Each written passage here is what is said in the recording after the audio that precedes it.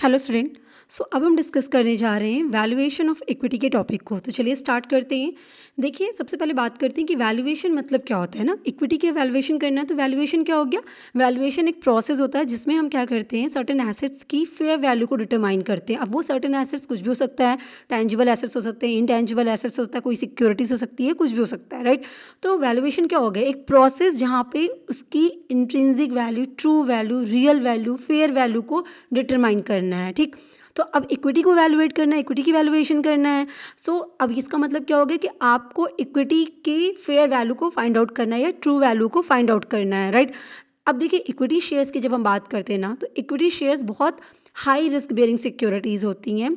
तो इसके लिए इनकी वैल्यूएशन भी बहुत इजी नहीं होती है। कारण क्या हो गया कि देखिए, इक्विटी में ना जो आपका रिटर्न होता है वो फिक्स्ड नहीं होता है। तो इनकी वैल्यूएशन या इनकी वैल्यू को डिटरमाइन करना हमें बाकी सिक्योरिटीज़ के अकॉर्डिंग नहीं कर सकते, मतलब उन्हीं की तरह करना ऐसा नहीं होता है। जैसे आपके बॉन्ड्स हो गए या प्रेफर्ड स्टॉक्स हो गए, इन लोगों की, इन सिक्योरिटीज़ की जो वैल्यू डिटरमाइन करना होता है वो कंपैरेटिवली ईजी हो जाता है, क्योंकि वहाँ पे जो कैश फ्लोज होती हैं, जो पैसा आना है ना, वो नोन होता है, आप जानते हैं, क्योंकि वो फिक्स बेस्ड होता है। जैसे बॉन्ड्स की अगर बात करूँ तो इंटरेस्ट है, इंटरेस्ट फिक्स्ड है कि इस रेट से इंटरेस्ट आएगा। तो वो जो कैश फ्लो है वो आपको नोन है, आप जानते हैं कितना कैश फ्लो आने वाला है, तो उनकी वैल्यू आप फाइंड आउट कर सकते हैं, ठीक। इसी तरह प्रेफरेंस शेयर्स की अगर हम बात करते हैं तो वहाँ पे डिविडेंड भी फिक्स्ड है, आपको पता है कि इतना डिविडेंड उनको मिलेगा मिलेगा, ये इनकी कैश फ्लो है। तो हम उनकी भी वैल्यूएशन कर सकते हैं आराम से, इनके इस जो भी फ्यूचर अर्निंग है उसके बेसिस पे।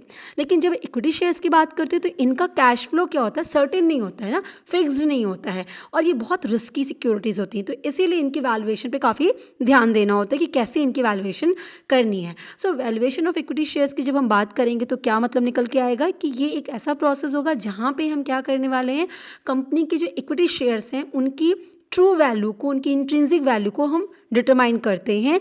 जो किस पे बेस्ड होगा, क्योंकि इनकी कैश फ्लो तो फिक्स्ड है नहीं, तो वो किस चीज़ पे बेस्ड होता है, वो बेस्ड होता है उनकी एसेट्स पे, उनकी अर्निंग्स पे, उनके डिविडेंड्स पे, और जो भी उनका फ्यूचर का ग्रोथ प्रॉस्पेक्ट्स है उन पे। तो इन सब को बेस बना के हम क्या करते हैं, इक्विटी शेयर्स की इंट्रिंसिक वैल्यू, ट्रू वैल्यू को पता करते हैं और हमारी इक्विटी शेयर्स की वैल्यूएशन हो जाती है। अब ये वैल्यूएशन हम कर क्यों रहे हैं, है ना। तो इक्विटी शेयर्स की जो वैल्यूएशन है हम करते हैं इसलिए कि इन्वेस्टर्स ये डिसाइड कर पाएँ कि उन्हें इस पर्टिकुलर सिक्योरिटीज़ को कब परचेज करना चाहिए, कब सेल कर देना चाहिए, या फिर इन सिक्योरिटीज़ को होल्ड करके रखना चाहिए। इवन मैं इक्विटी की बात नहीं कर रही हूँ, किसी भी सिक्योरिटीज़ की, बॉन्ड हो, प्रेफरेंस शेयर्स हो, इक्विटी हो, किसी का भी अगर हम वैल्यूएशन कर रहे हैं तो इन्वेस्टर के पॉइंट ऑफ व्यू से मेन ऑब्जेक्टिव यही है कि हमें पता चल सके कि हमें कब उसे बाय करना चाहिए, कब सेल करना चाहिए, कब होल्ड करके रखना चाहिए। वैल्यूएशन ऑफ इक्विटी शेयर्स में क्या हो जाता है, स्टॉक की वर्थ को डिटरमाइन करना होता है, ठीक है। ये पूरा एक प्रोसेस है जहाँ पे हम क्या करने वाले हैं, इंट्रिंसिक वैल्यू को फाइंड आउट करने वाले हैं उनके एसेट्स, अर्निंग, डिविडेंड और फ्यूचर ग्रोथ के बेसिस पे, ठीक। तो अब एक टर्म जो बार बार निकल के आया वो टर्म क्या था, इंट्रिंसिक वैल्यू। इंट्रिंसिक वैल्यू होता क्या है ये हम जान लेते हैं। देखिए, इंट्रिंसिक वैल्यू जो होती है वो किसी भी फाइनेंशियल एसेट्स की जो ट्रू इकोनॉमिक वर्थ होती है उसी को हम उसकी इंट्रिंसिक वैल्यू कहते हैं, ठीक है। जब हम शेयर्स की बात कर रहे हैं, इक्विटी शेयर्स की बात कर रहे हैं, तो इंट्रिंसिक वैल्यू का मतलब हो गया उनकी रियल वैल्यू, ठीक है। उस पर्टिकुलर इक्विटी शेयर्स की जो ट्रू वैल्यू है, जो रियल वैल्यू है, जो हम उनकी जो कंपनी की फाइनेंशियल परफॉर्मेंस है उसको देख के पता कर सकते हैं कि भाई इसकी एक्चुअल, इसकी रियल वर्थ है क्या, ठीक है। क्या कोट किया जा रहा है, मार्केट में लोग क्या बोल रहे हैं उससे मतलब नहीं है। एक्चुअली इनकी फाइनेंशियल परफॉर्मेंस देख के बताइए कि इसकी रियल वर्थ क्या है। इसके एसेट्स को देख के आप बताइए कि इनकी रियल या ट्रू वैल्यू क्या है। इनकी अर्निंग्स के बेसिस पे आप बता सकते हैं डिविडेंड क्या ये डिस्ट्रीब्यूट कर रहे हैं, फ्यूचर में इनका ग्रोथ पोटेंशियल क्या है। इन सब बातों पे हम डिसाइड करते हैं कि इनकी एक्चुअल कीमत क्या है, इन शेयर्स की एक्चुअल वैल्यू क्या है। ये जो एक्चुअल वैल्यू होती है ना, वही इंट्रिंसिक वैल्यू। इंट्रिंसिक मतलब क्या है, हिडन, है ना। इंट्रिंसिक जो अंदर से है, तो वो इंट्रिंसिक वैल्यू हम फाइंड आउट करते हैं। तो ये जो इंट्रिंसिक वैल्यू होती है ना, वो करंट मार्केट प्राइस से बिल्कुल भी उस पर कोई इम्पैक्ट नहीं होता है। मतलब करंट की मार्केट प्राइस क्या चल रही है डजेंट मैटर, इंट्रिंसिक वैल्यू हम किस बेसिस पे निकालते हैं, इनके एसेट्स, अर्निंग, डिविडेंड की फाइनेंशियल परफॉर्मेंस, इन सब बेसिस पे निकालते हैं। क्लियर है। तो ये क्या रिप्रेजेंट करता है, ये रिप्रेजेंट करता है कि शेयर्स की एक्चुअल वर्थ क्या है, एक्चुअल वैल्यू क्या है under a normal condition. Clear हो गया। देखिए, बहुत सिंपल सी बात है। अगर आप कभी भी कोई चीज़ परचेज़ करते हैं और उसकी एक प्राइस कोट की जाती है, जब आप कुछ परचेज़ करने जाते हैं तो कहते हैं कि ये पर्टिकुलर जो प्रोडक्ट है वो इतने प्राइस का मिल रहा है। तो आप क्या कहते हैं, महँगा है या सस्ता? आप किस बेसिस पे कहते हैं? आप उस पर्टिकुलर प्रोडक्ट की क्वालिटी चेक करते हैं ना, आप क्वालिटी देखते हैं और फिर बताते हैं कि ये प्रोडक्ट महँगा है या सस्ता। मतलब जो भी प्राइस कोट किया जा रहा है वो सही कोट किया जा रहा है या सही कोट नहीं किया जा रहा है, और उसके बेसिस पे आप डिसाइड करते हैं कि हमें ये परचेज़ करना है या परचेज़ नहीं करना है, ठीक? एक अगर नॉर्मली मैं बोलूँ कि अगर आप अपने लिए ड्रेस परचेज़ करने गए हैं तो उस ड्रेस में भी ड्रेस महंगी है सस्ती किस बेसिस पे डिसाइड करते हैं? आप डिसाइड करते हैं उसकी जो कपड़े हैं उसकी क्वालिटी के बेसिस पे करते हैं, उस ब्रांड की वैल्यू पे करते हैं कि किस ब्रांड का वो कपड़ा है। इन सब के बेसिस पे आप डिसाइड करते हैं कि प्राइस सही कोट हो रहा है या नहीं, और देन डिसाइड करते हैं कि परचेज़ करना है या नहीं करना है।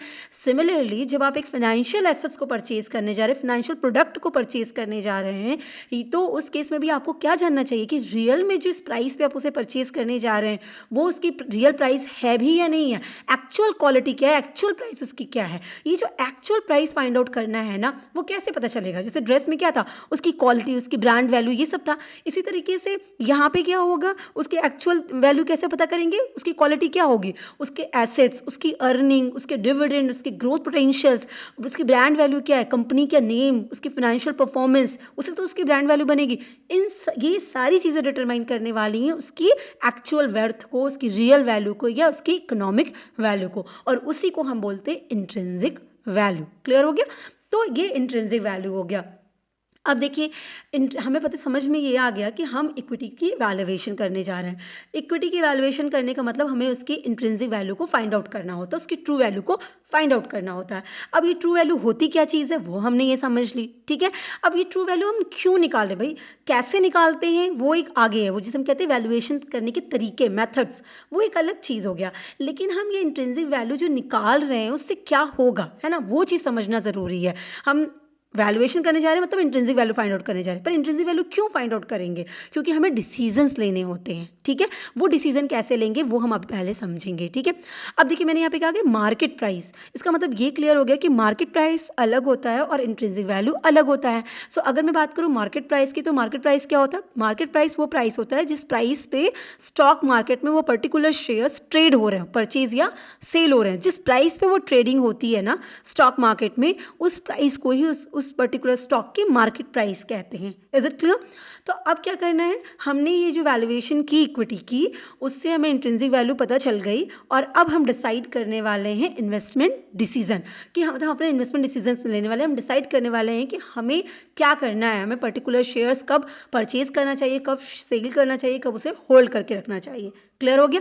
तो इन्वेस्टमेंट डिसीजन हमारा इंट्रिंसिक वैल्यू और मार्केट प्राइस के बेस पे कैसे निकल के आता है वो हम यहाँ पे समझते हैं। देखिए, इंट्रिंसिक वैल्यू को हम क्या करते हैं, जो एक्चुअल मार्केट प्राइस है उससे कंपेयर करते हैं, एंड देन वी डिसाइड कि इन्वेस्टमेंट हमें करनी भी है कि नहीं करनी है। अब उसके लिए कैसे करेंगे, सबसे पहले हम चेक करेंगे कि मार्केट में उस पर्टिकुलर शेयर की जो प्राइस चल रही है वो इंट्रिंसिक वैल्यू से ज़्यादा है या कम। ठीक, सपोज करिए कि मार्केट प्राइस ज़्यादा है और इंट्रिंसिक वैल्यू कम है। ठीक है, कहने का मतलब जो उसकी रियल वर्थ है वो कम है, और मार्केट में उसके शेयर्स की जो प्राइसेस लगाए जा रहे हैं जिस पे वो ट्रेड हो रहा है वो ज़्यादा है।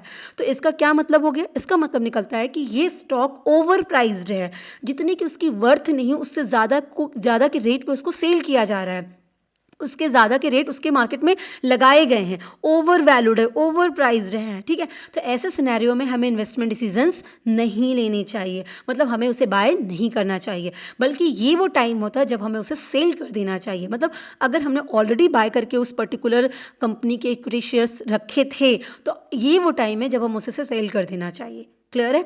ना कि हमें नए स्टॉक्स को उस पर्टिकुलर कंपनी के परचेज करना चाहिए। Is it clear? सो इस तरीके से हम इसका डिसीजन लेते हैं। वहीं पे अगर मार्केट प्राइस कम है और इंट्रिंसिक वैल्यू ज़्यादा है, ठीक है, उसकी रियल वर्थ बहुत ज़्यादा है और मार्केट में वो कम प्राइस पर ट्रेड हो रहा है, इसका मतलब क्या निकल के आ गया कि वो स्टॉक अंडर प्राइस्ड है, अंडर वैल्यूड है, और यही वो टाइम है जब हमें उसे परचेज कर लेना चाहिए। क्योंकि फिलॉसफीज ये कहती है, मतलब जितने भी एनालिस्ट होते हैं उनका ये मानना होता है कि मार्केट में और इंट्रिंसिक वैल्यू में अगर डिफरेंसेस हैं तो एक टाइम पीरियड आएगा जब मार्केट और इंट्रिंसिक वैल्यू इक्वल हो जाएंगे ड्यू टू डिमांड।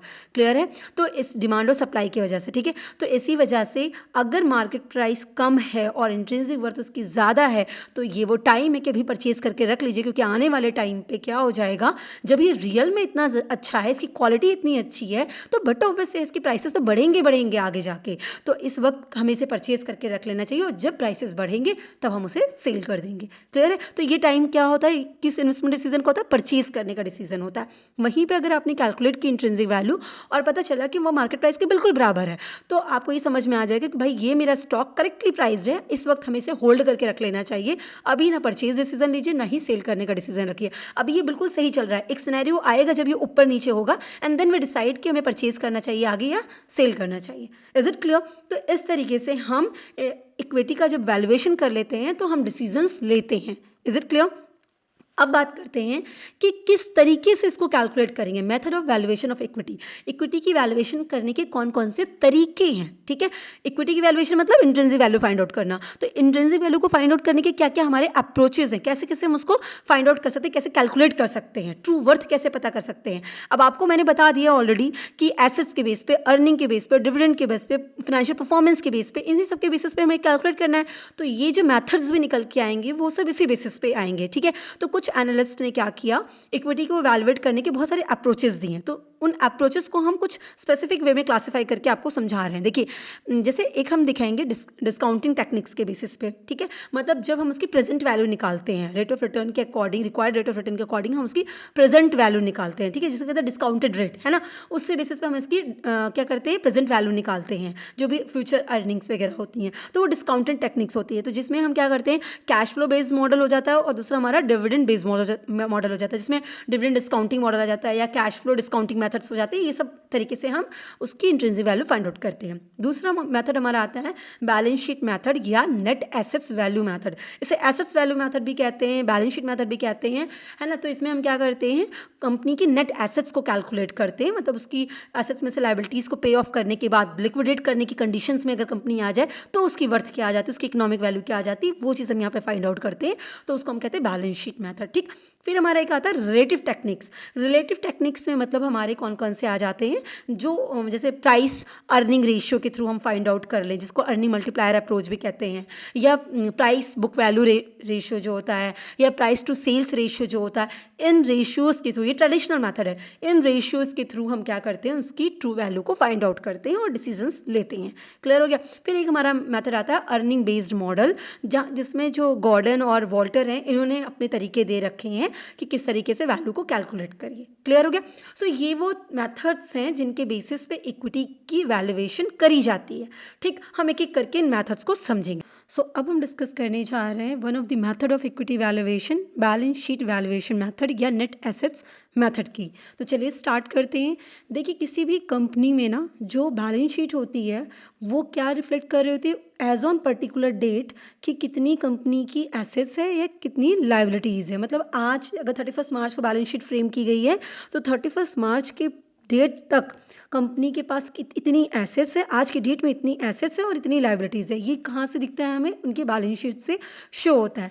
और जितने भी स्टेक होल्डर्स होते हैं ना कंपनी के, वो क्या क्लेम करते हैं, उनके जो भी क्लेम्स होते हैं वो कहाँ पे रिफ्लेक्ट होते हैं, इसी कंपनी के एसेट्स में। तो ये बहुत इंपॉर्टेंट चीज़ होती है कंपनी की बैलेंस शीट, है ना। वो कहीं ना कहीं कंपनी के बारे में सब कुछ बता देती है। तो जो बैलेंस शीट वैल्यूएशन मेथड है, इस मेथड के अंदर हम क्या करते हैं, इक्विटी को वैल्यू करते हैं किसके बेस पे, कंपनी की नेटवर्थ के बेसिस पे। और ये नेटवर्थ हमें कहाँ से दिखती है, कंपनी के बैलेंस शीट से। तो जब हम इस मेथड के अंदर कैलकुलेशन करना शुरू करते हैं तो इस मेथड के अंदर क्या करना होता है, क्योंकि हम एसेट्स बेस्ड कैलकुलेशन कर रहे हैं, वैल्यूएशन कर रहे हैं, तो हमें क्या करना होता है, जितने भी फिक्टिशियस एसेट्स होते हैं, है ना, जैसे कि हमारे डेबिट बैलेंस है P&L का, या मिसलेनियस एक्सपेंडिचर वगैरह, या कोई जो रिटर्न ऑफ नहीं है, या इस तरह का कुछ भी, है ना, जो फिक्टिशियस एसेट्स की कैटेगरी में आते हैं वो, और जो गुडविल है, इनको कंसीडर नहीं करना होता है वैल्यूएशन पर्पज़ के लिए। मतलब जब हम कह रहे हैं कि कंपनी के पास इतनी एसेट्स है, तो ये जो टोटल एसेट्स हम देख रहे हैं ना, इस टोटल एसेट्स में अगर फिक्टिशियस एसेट्स है या गुडविल है तो वो हमें हटा देना है, उसको हमें क्या कंसीडर करना है, ज़ीरो, ठीक है। हम उन्हें एसेट्स मानेंगे नहीं, जो रिमेनिंग एसेट्स हैं उन्हीं को हम एसेट कंसीडर करेंगे। करेंगे। Is it clear? सो जो बैलेंस शीट वैल्यूएशन मेथड आप लगाने जा रहे हैं, कैलकुलेट करने जा रहे हैं, जिसके बेसिस पे हम इक्विटी की वैल्यूएशन करने वाले हैं, वहाँ पे हमें क्या ध्यान रखना होता है कि हमें एसेट्स की वैल्यू चाहिए, पर एसेट्स की वैल्यू में हमें फिक्टिशियस एसेट्स और गुडविल को कंसीडर नहीं करना होता है। Is it clear? तो हम कैसे करते हैं इस मेथड में, बेसिकली करना क्या है, तो देखिए ये जो हमारी नेट एसेट्स मेथड या बैलेंस शीट वैल्यूएशन मेथड है, ये शेयर्स को वैल्यूएट करने की, शेयर की वैल्यूएशन करने की एक एसेट्स बेस्ड टेक्निक है। इस टेक्निक में हम क्या करने वाले हैं, कंपनी की वर्थ को हम इवैल्यूएट करेंगे उसकी टोटल एसेट्स में से, जब टोटल लायबिलिटीज़ को लेस करके आती है उससे। मतलब कहने का मतलब है कि ये जो आपका मेथड है ये मानता है कि इक्विटी शेयर्स की क्या वैल्यू होनी चाहिए, रियल वैल्यू अगर आपको पता करनी है तो जो कंपनी की वर्थ है, जो कंपनी की वैल्यू है, जो उनके एसेट्स की वैल्यू है, वही आपके शेयर्स की वैल्यू होगी। वो कैसे निकलेगी, तो उन्होंने कहा कि देखिए रियल वर्थ है कितनी कंपनी की, रियल वैल्यू है कितनी कंपनी की, क्योंकि जितने टोटल एसेट्स होते हैं उसमें सबके सभी स्टेक होल्डर का क्लेम होता है। तो आपको क्या करना है कि उसमें से जितने क्लेम वाले हैं, जो लायबिलिटीज़ हैं, जो एक्सटर्नल लायबिलिटीज़ हैं, पहले उनको पे ऑफ कर दीजिए, उनको हटा दीजिए। अब जो रिमेनिंग एसेट्स बचा वो किसका बचा, वो इक्विटी शेयर होल्डर का बचा, तो वही आपकी इक्विटी शेयर्स की वैल्यू होती है। ये मानते हैं। सो ये मेथड जो होता है वो फोकस किस पे करता है, बिजनेस की नेट एसेट्स पे, ना कि फ्यूचर में होने वाली अर्निंग पोटेंशियल पे, कि फ्यूचर में कंपनी इतना अर्न कर ले जाएगी या मार्केट के कंपैरिजन्स में कंपनी का ये अच्छा स्टैंडर्ड है। तो इस तरह की बात पे हम उनके इक्विटी की वैल्यूएशन नहीं करते हैं, बल्कि उनका कहना है कि हमें इक्विटी की वैल्यू समझनी है तो कंपनी की नेटवर्थ को समझिए, उनके नेट एसेट्स की वैल्यू को समझिए। Is it clear? सो इस मेथड में करना क्या होता है, कंपनी की जो नेट एसेट्स होती है, जो हमने कैलकुलेट कैसे की, एसेट्स माइनस लायबिलिटीज़ करके, उसको हम क्या कर देते हैं, नंबर ऑफ शेयर से डिवाइड कर देते हैं, और जो वैल्यू आती है वो हमारी आ जाती है net assets value for each shares, है ना। तो ये हमारा जो टेक्निक होता है वो टेक्निक क्या कहलाता है, बैलेंस शीट वैल्यूएशन मेथड कहलाता है। Is it clear? सो इसमें आप ये समझिएगा कि हम नेट एसेट्स माइनस लायबिलिटीज़ भी कर सकते हैं, और या शेयर होल्डर्स फंड की वैल्यू कैलकुलेट कर लें, उसको डिवाइड कर दें नंबर ऑफ शेयर से, तो भी निकल के आ जाएगी। ठीक है, तो हम दोनों तरीके से इस चीज़ को कैलकुलेट करते हैं, पर ये बैलेंस शीट की वैल्यूएशन है, मतलब बैलेंस शीट के बेसिस पे आपको इक्विटी की वैल्यूएशन करनी है। Is it clear? सो देखिए बैलेंस शीट वैल्यूएशन की जो मेथड्स होते हैं ना, उसमें हम कैसे करते हैं, तो कुछ टेक्निक्स हैं, जैसे टेक्निक्स इन द सेंस कि हम किस तरीके का वैल्यूएशन कर सकते हैं। तो एक होता है हमारी बुक वैल्यू पे वैल्यूएशन करना। तो देखिए ये जो बुक वैल्यू है, बेसिकली बुक वैल्यू क्या चीज़ कहती है, तो देखिए जो बैलेंस शीट में एसेट्स की वैल्यू रिफ्लेक्ट हो रही है, मतलब अगर दिख रहा है प्लांट एंड मशीनरी इतने के हैं, फर्नीचर्स इतने के हैं, फिक्स्ड एसेट्स इतने के हैं, बैलेंस शीट में जो भी एसेट्स की वैल्यू दिख रही है, जो बैलेंस शीट में लिखी गई वैल्यू है, उसी को हम कहते हैं बुक वैल्यू। ठीक है, तो करना क्या होता है, अगर हम बुक वैल्यू को कंसीडर करने जा रहे हैं, मतलब बैलेंस शीट वैल्यूएशन कर रहे हैं या नेट एसेट्स मेथड कर रहे हैं बुक वैल्यू के बेसिस पे, तो हमें करना क्या होगा कि अपने पूरे बैलेंस शीट में जो एसेट्स की बुक वैल्यू है, टोटल बुक वैल्यू, उसमें से आउटसाइडर्स की लायबिलिटीज़ की जो वैल्यू आएगी, मतलब बैलेंस शीट में जो वैल्यू लिखी गई उसके बेसिस पे उसको लेस कर देंगे, और जो आंसर आएगा वही हमारे क्या बनेगी, बुक वैल्यू ऑफ इक्विटी बनेगी। अब बुक वैल्यू ऑफ इक्विटी आ गई तो उसको नंबर ऑफ शेयर से जैसे डिवाइड कर देंगे तो हमें बुक वैल्यू पर शेयर निकल के आ जाएगा। बात समझ में आई? तो हम ना एसेट्स की वैल्यूएशन कर रहे हैं, हम इक्विटी की जो वैल्यूएशन कर रहे हैं नेट एसेट्स के बेसिस पे, तो हम उसको बुक वैल्यू पे भी कर सकते हैं, मतलब बैलेंस शीट में जो वैल्यू दिख रही है उसी के बेसिस पे कर सकते हैं, तो उसको कहते हैं book value method. Is it clear? So हम यहाँ पे ये भी कर सकते हैं कि जो शेयर होल्डर्स की इक्विटी होती है हम उसको वैल्यू कर देते हैं हिस्टोरिकल कॉस्ट के बेसिस पे। ठीक है, तो वो भी हमारा क्या आ जाएगा, आपकी बुक वैल्यू कैलकुलेट हो जाएगी। बात समझ में आ रही है?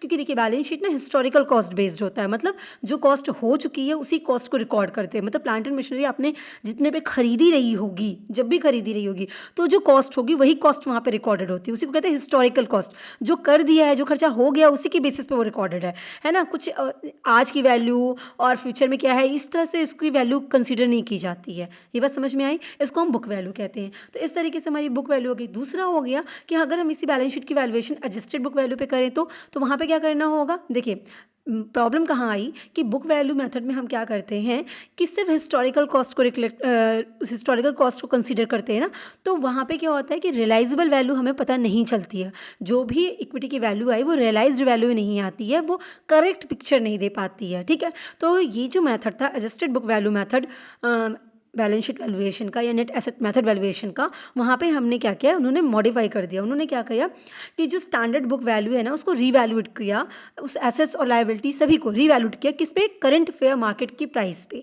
मतलब कि हिस्टोरिकल कॉस्ट की जगह पे उन्होंने क्या किया, फेयर मार्केट प्राइस को कंसीडर किया। जैसे मान लीजिए लैंड है, तो लैंड बैलेंस शीट में क्या प्राइस दिख रही होगी, जिस प्राइस पे लैंड को परचेज किया गया होगा वो प्राइस दिख रही होगी, राइट।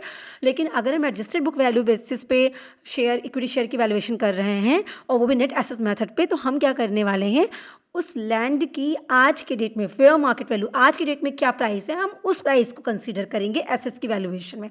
जो टोटल एसेट्स की वैल्यू निकाल रहे हैं, तो वहाँ पे लैंड की वैल्यू जो बैलेंस शीट में वैल्यू लिखी है वो नहीं, अगर वो लेंगे तो बुक वैल्यू हो गया। हम क्या लेने वाले हैं, आज करंट मार्केट में क्या रेट चल रहा है उस ज़मीन का, उसके बेसिस पे उस एसेट्स की वैल्यू लिखेंगे। तो इसी तरह हम सारे एसेट्स को, सारे लायबिलिटीज़ को क्या करते हैं, बुक वैल्यू से हटा के करंट मार्केट वैल्यू पे एडजस्ट करा लेते हैं। तो यही कहा गया एडजस्टेड बुक वैल्यू क्या हो गया, बुक वैल्यू के जो भी एसेट्स हैं उनको मार्केट वैल्यू पे एडजस्ट कराया जा रहा है, उन करंट मार्केट प्राइस लिखी जा रही है। इसी तरीके से आउटसाइडर लायबिलिटीज़ की भी अगर जरूरत पड़ी तो उनको भी करंट प्राइस पे कंसीडर किया जा रहा है, ठीक है।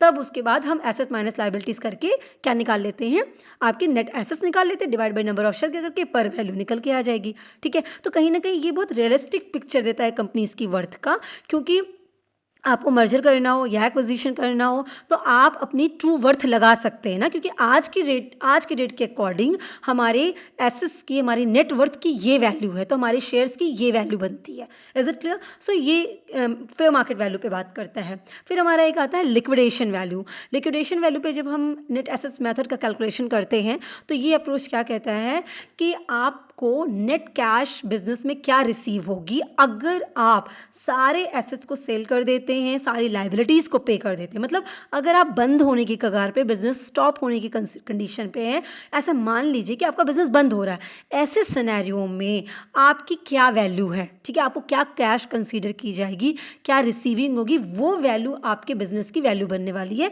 वो वैल्यू आपके एसेट्स की वैल्यू बनेगी, वही हम इक्विटी की वैल्यू मानेंगे। सो यहाँ पे क्या होता है कि एसेट्स को रियलाइजेबल वैल्यू पे हम कंसीडर करते हैं under duress. Duress in the sense क्या हो गया, थ्रेट वगैरह, मतलब फोर्सफुली। अब जैसे ऑब्वियस सी बात है कि अगर आप ऐसा मानिए कि हमें लिक्विडेट होना है, आप बंद करना है, आपको सब कुछ पे करना है, आपको एसेट्स को सेल करके कैश चाहिए, तो आपको क्या करना होगा, उसको मार्केट में किस तरीके से सेल करना होगा। तो जब आप फोर्सफुली सेल करने जाते हैं तो प्राइस आपके अकॉर्डिंग नहीं मिलती है, क्योंकि आपको सेल करने की ज़रूरत है। तो ऐसे सिचुएशन में आपको जो खरीदने वाले हैं वो कम रेट लगा देते हैं। तो जब आप फोर्सफुली अपने आप को रियलाइज़ कराते हैं, अपने एसेट्स को रियलाइज़ कराते हैं, ऐसे सिचुएशन में जो एसेट्स की वैल्यू होती है वो क्या हो जाती है, कम हो जाती है। इसीलिए इस टाइम पीरियड में फेयर मार्केट वैल्यू से आपकी जो वैल्यू होगी वो क्या हो जाती है, कम हो जाती है। Realisable value fair market value से कम बन के तैयार होती है। तो ऐसे सिचुएशन में हम देखेंगे कि डिस्ट्रेस की सिचुएशन में आपकी कंपनी की वर्थ कितनी है, आपकी नेट एसेट्स कितनी है, और फिर हम आपकी इक्विटी को वैल्यू करेंगे कि भाई एक्चुअल इक्विटी की वैल्यूएशन ये है। तो ये कहीं ना कहीं बहुत कंजर्वेटिव थॉट है, क्योंकि ये कहता है कि मिनिमम कितना आपकी कंपनी की वैल्यू है ना। ये मिनिमम वैल्यूएशन की बात करता है कि कम से कम इक्विटी की जो वैल्यू होगी वो इतनी तो होगी ही, क्योंकि अगर आप डिस्ट्रेस सिचुएशन में इसको रियलाइज़ कराने जाते हैं, सारे एसेट्स को बेचते हैं, सारी लाइबिलिटीज़ को पे ऑफ करते हैं, तब आपको पास कितनी वर्थ बच रही है, वो वर्थ क्या होगी, वो भी आपकी एसेट्स की वैल्यू हो गई और आपके शेयर्स की वैल्यू बनेगी। Is it clear. तो इस तरीके से हम क्या करते हैं, बैलेंस शीट वैल्यूएशन मेथड करते हैं, नेट एसेट्स मेथड कहते हैं। बेसिकली समझिएगा, बैलेंस शीट वैल्यूएशन या नेट एसेट मेथड वैल्यूएशन या एसेट बैकिंग मेथड वैल्यूएशन, ये सब कुछ नहीं है। ये सिर्फ इतना सा है कि आपको आपकी टोटल एसेट्स में से लाइबिलिटीज़ को लेस कर देना है, और जो वैल्यू आती है वो आपकी नेट एसेट्स हो गई, divide by number of shares कर देंगे तो आपकी पर शेयर की वैल्यू निकल के आ जाती है, इक्विटी की वैल्यू निकल के आ जाती है। Is it clear. आप बुक वैल्यू पे कर रहे हैं तो बैलेंस शीट में लिखी हुई वैल्यू लेनी है। अगर एडजस्टेड पे करने जा रहे हैं तो एसेट्स एंड माइनस लाइबिलिटीज हम करेंगे, उसकी फेयर मार्केट वैल्यू, सारे एसेट्स की फेयर मार्केट वैल्यू निकाल के तब करेंगे। और अगर लिक्विडेट वैल्यू भी कर रहे हैं तो सबकी रियलाइजेबल वैल्यू निकाल के करेंगे। बस इतनी सी बात हो गई, ठीक है। तो आई होप आपको क्लियर हो डिविडेंड डिस्काउंट मॉडल को या इसके अप्रोच को, राइट। ये इक्विटी की वैल्यूएशन की एक टेक्निक है, तो इसको समझेंगे। तो चलिए स्टार्ट करते हैं। देखिए, सबसे पहले इस मॉडल को समझने के लिए हमें ज़रूरी है कि हम जान जाएं कि डिस्काउंटेड कैश फ्लो क्या होता है, ठीक है, क्योंकि डिविडेंड डिस्काउंटेड कैश फ्लो अगर आप समझ जाएंगे तो सेम चीज़ अप्लाई होती है डिविडेंड डिस्काउंट मॉडल में। क्लियर है? तो ये चीज़ होती क्या है, डिस्काउंटेड कैश फ्लो बेसिकली कहने का मतलब क्या हो गया, जो कैश फ्लोज है उसको डिस्काउंट कराया जा रहा है। डिस्काउंट कराने का क्या मतलब हो गया कि उसको आज में कंसीडर किया जा रहा है। तो डीसीएफ क्या होता है, यहाँ पे हम जो फ्यूचर्स में हमें कैश फ्लोज आने वाले हैं उसे हम प्रेजेंट में उसकी क्या वैल्यू हो सकती है, जो फ्यूचर में मिलेगा पैसा उसकी आज की डेट में क्या वैल्यू होगी, इसको कैलकुलेट करना किस रेट से, डिस्काउंटिंग रेट से। तो उसी को कहते हैं डिस्काउंटेड कैश फ्लो। ठीक है, डिस्काउंटेड कैश फ्लो एनालिसिस या डिस्काउंटेड कैश फ्लो टेक्निक्स या discounted cash flow. Is it clear? So basically देखिए, ये जो आप डिस्काउंटेड कैश फ्लो की बात करते हैं या हम ये जो करने जा रहे हैं कि एक्सपेक्टेड फ्यूचर कैश फ्लोज को हम प्रेजेंट वैल्यू पे लेके आते हैं डिस्काउंटिंग रेट से, वो बेसिकली है क्या चीज़। देखिए, जब भी आप कोई पैसा लगाने जा रहे हैं, इन्वेस्टमेंट करने जा रहे हैं, कुछ परचेज करने जा रहे हैं, मतलब सिक्योरिटीज़ की अगर हम यहाँ बात कर रहे हैं तो हम सिक्योरिटीज़ को परचेज करने जा रहे हैं, तो हमें ये जानना ज़रूरी होता है कि अगर आज हमने ये सिक्योरिटी परचेज कर ली तो फ्यूचर में हमें क्या अर्निंग होगी इससे। ठीक है, अब फ्यूचर की अर्निंग जो दिख रही है, अगर उसकी आज के हिसाब से वैल्यू लगाएं तो क्या वो अर्निंग प्रॉफिटेबल है या नहीं है, क्योंकि बट ऑब्वियस सी बात है, समय के हिसाब से पैसे की जो वैल्यू है वो गिरती चली जाती है। तो हमें क्या करना होता है, ये जानना होता है कि इस सिक्योरिटी को परचेज के करने के बाद इससे फ्यूचर में होने वाली जो भी इनकम है वो क्या वो इतनी वैल्यू रखती है कि आज जो हम पैसा लगा रहे हैं उससे ज़्यादा हो। तो यही चीज़ कह रहा है कि इन्वेस्टर इस मेथड का यूज़ करता है या डिस्काउंटेड कैश फ्लो एनालिसिस इसलिए करता है क्योंकि वो ये जान पाए, ये डिसाइड कर पाए कि जो भी उस पर्टिकुलर इन्वेस्टमेंट से या प्रोजेक्ट से या जो भी सिक्योरिटीज़ वो परचेज करने वाला है उससे फ्यूचर में जो भी उसे मनी मिलने वाली है, जो भी कैश फ्लो फ्यूचर में आने वाला है उससे उसकी वैल्यू कितनी होगी। जो आज वो इन्वेस्टमेंट करेगा, जिस पैसे से वो आज परचेज करेगा इन सारी चीज़ इन्वेस्टमेंट्स को या इन प्रोजेक्ट्स को, उस पैसे से, उस इनिशियल इन्वेस्टमेंट से फ्यूचर में होने वाली वैल्यू, फ्यूचर में होने वाली इनकम एक्सीड करेगी या नहीं करेगी। Is it clear?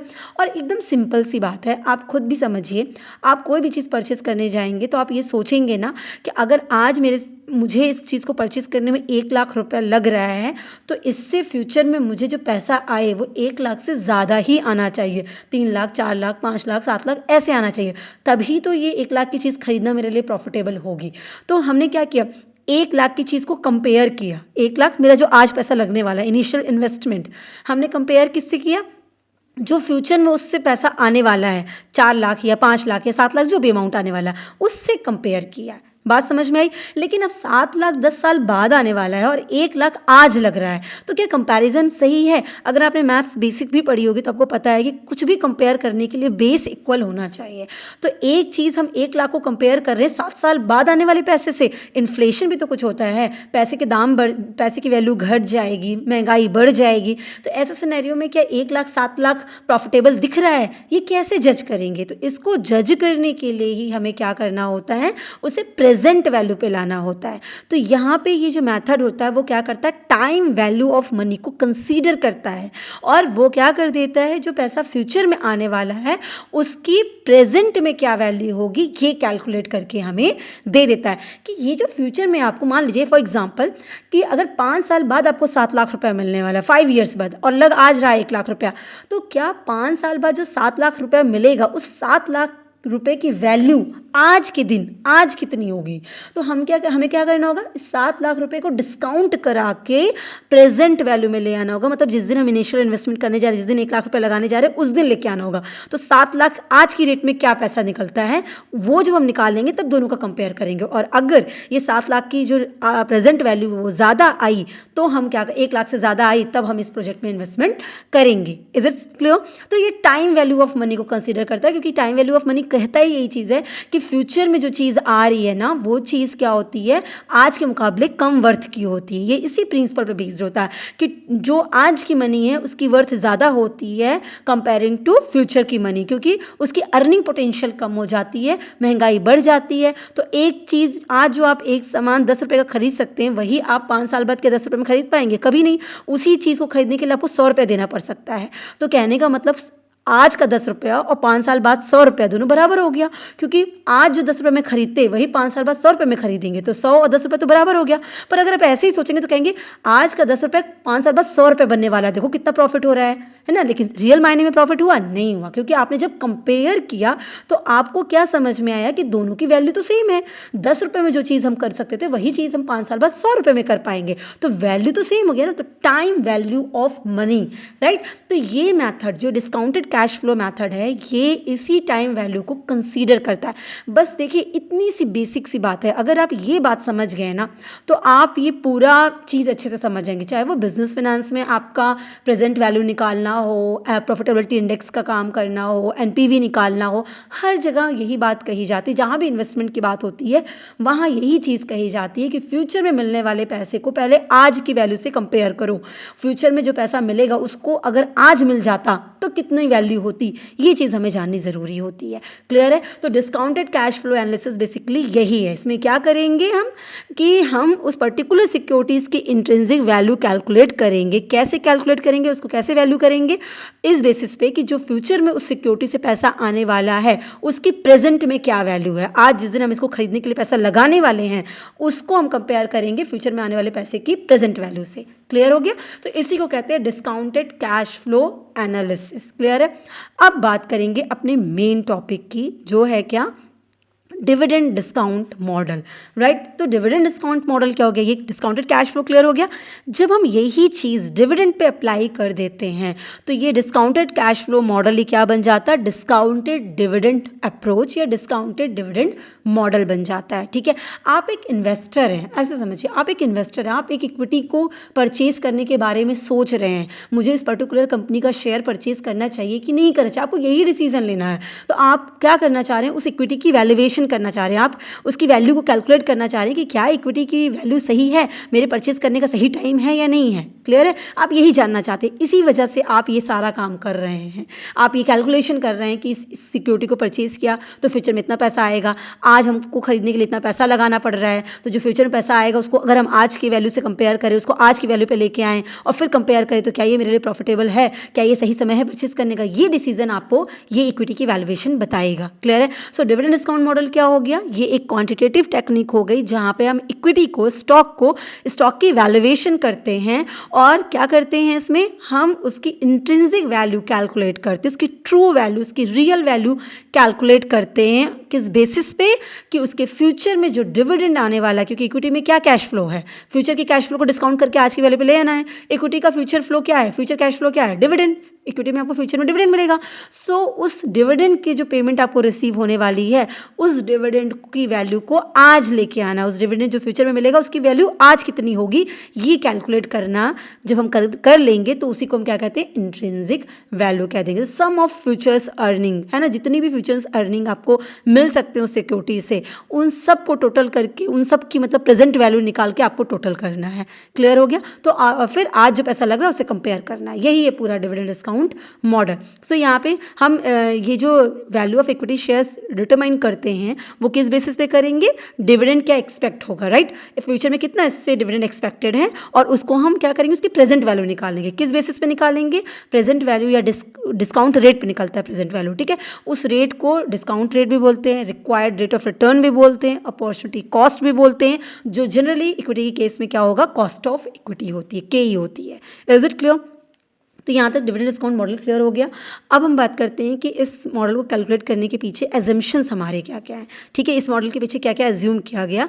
तो इक्विटी शेयर्स को अगर हम इस बेसिस पे, डिविडेंड के बेसिस पे वैल्यूएट करना चाहते हैं तो कुछ एजम्पशंस हमें मानने पड़ते हैं। पहला कि ये मानना पड़ेगा कि डिविडेंड हमेशा साल में पे किया जाएगा, हर साल। ठीक है। एनुअली आपको डिविडेंड मिल रहा है। जैसे इक्विटी के केस में ये फिक्स तो होता नहीं कि डिविडेंड आपको कितना मिलेगा, कभी मिला कभी नहीं मिला। लेकिन अगर डिविडेंड डिस्काउंट मॉडल अडॉप्ट करके आप इक्विटी की कैलकुलेशन करने जा रहे हैं तो आप ये मानेंगे, एज्यूम करेंगे कि हर साल आपको डिविडेंड मिलेगा। Is it clear. दूसरी बात, जो पहला डिविडेंड आपको मिलेगा वो फर्स्ट ईयर के एंड में मिलेगा, मतलब साल की शुरुआत में नहीं मिलेगा, साल खत्म होने पे मिलेगा। तो फर्स्ट ईयर का जो डिविडेंड मिलेगा, फर्स्ट डिविडेंड जो आपको मिलेगा वो eight the end of the first year मिलेगा। तीसरी बात, क्योंकि आपको पता है कि फ्यूचर के कैश फ्लो क्या है, तो एक तो हमें इस पर्टिकुलर सिक्योरिटी को जो हम परचेज कर रहे हैं उससे हमें डिविडेंड आएगा, और दूसरा लास्ट में जब हमारा मन भर जाएगा, हमको लगेगा तो हम सिक्योरिटी को सेल करके पैसा पाएंगे। तो कहा जा रहा है कि जो सेल करेंगे आप इक्विटी शेयर्स को, वो ये माना जाएगा कि आप जिस भी साल सेल करने जा रहे हैं वो एंड होगा, मतलब ईयर का एंड होगा, एंड ऑफ ईयर होगा, ठीक है। और वो किस प्राइस पे होगा? एक्स डिविडेंड प्राइस पे होगा, ठीक है। आपने अकाउंट्स में देखा होगा, कैलकुलेशन होती है जब शेयर्स प्राइस की, तो एक्स डिविडेंड प्राइस, कम डिविडेंड प्राइस, मतलब 100 रुपया है तो 100 रुपये में डिविडेंड का प्राइस इंक्लूडेड है। अगर डिविडेंड का प्राइस हटा दिया 5 रुपया तो 95 इसकी प्राइसिंग हो गई। तो इस तरह से आपको एक्स डिविडेंड प्राइस पे कैलकुलेट करना होगा। तो ये एजम्पशन है कि इक्विटी शेयर्स को जब आप सेल करेंगे तो जिस भी साल सेल कर रहे हैं वो ईयर एंड होगा, ठीक है, साल के अंत में उसको सेल करेंगे।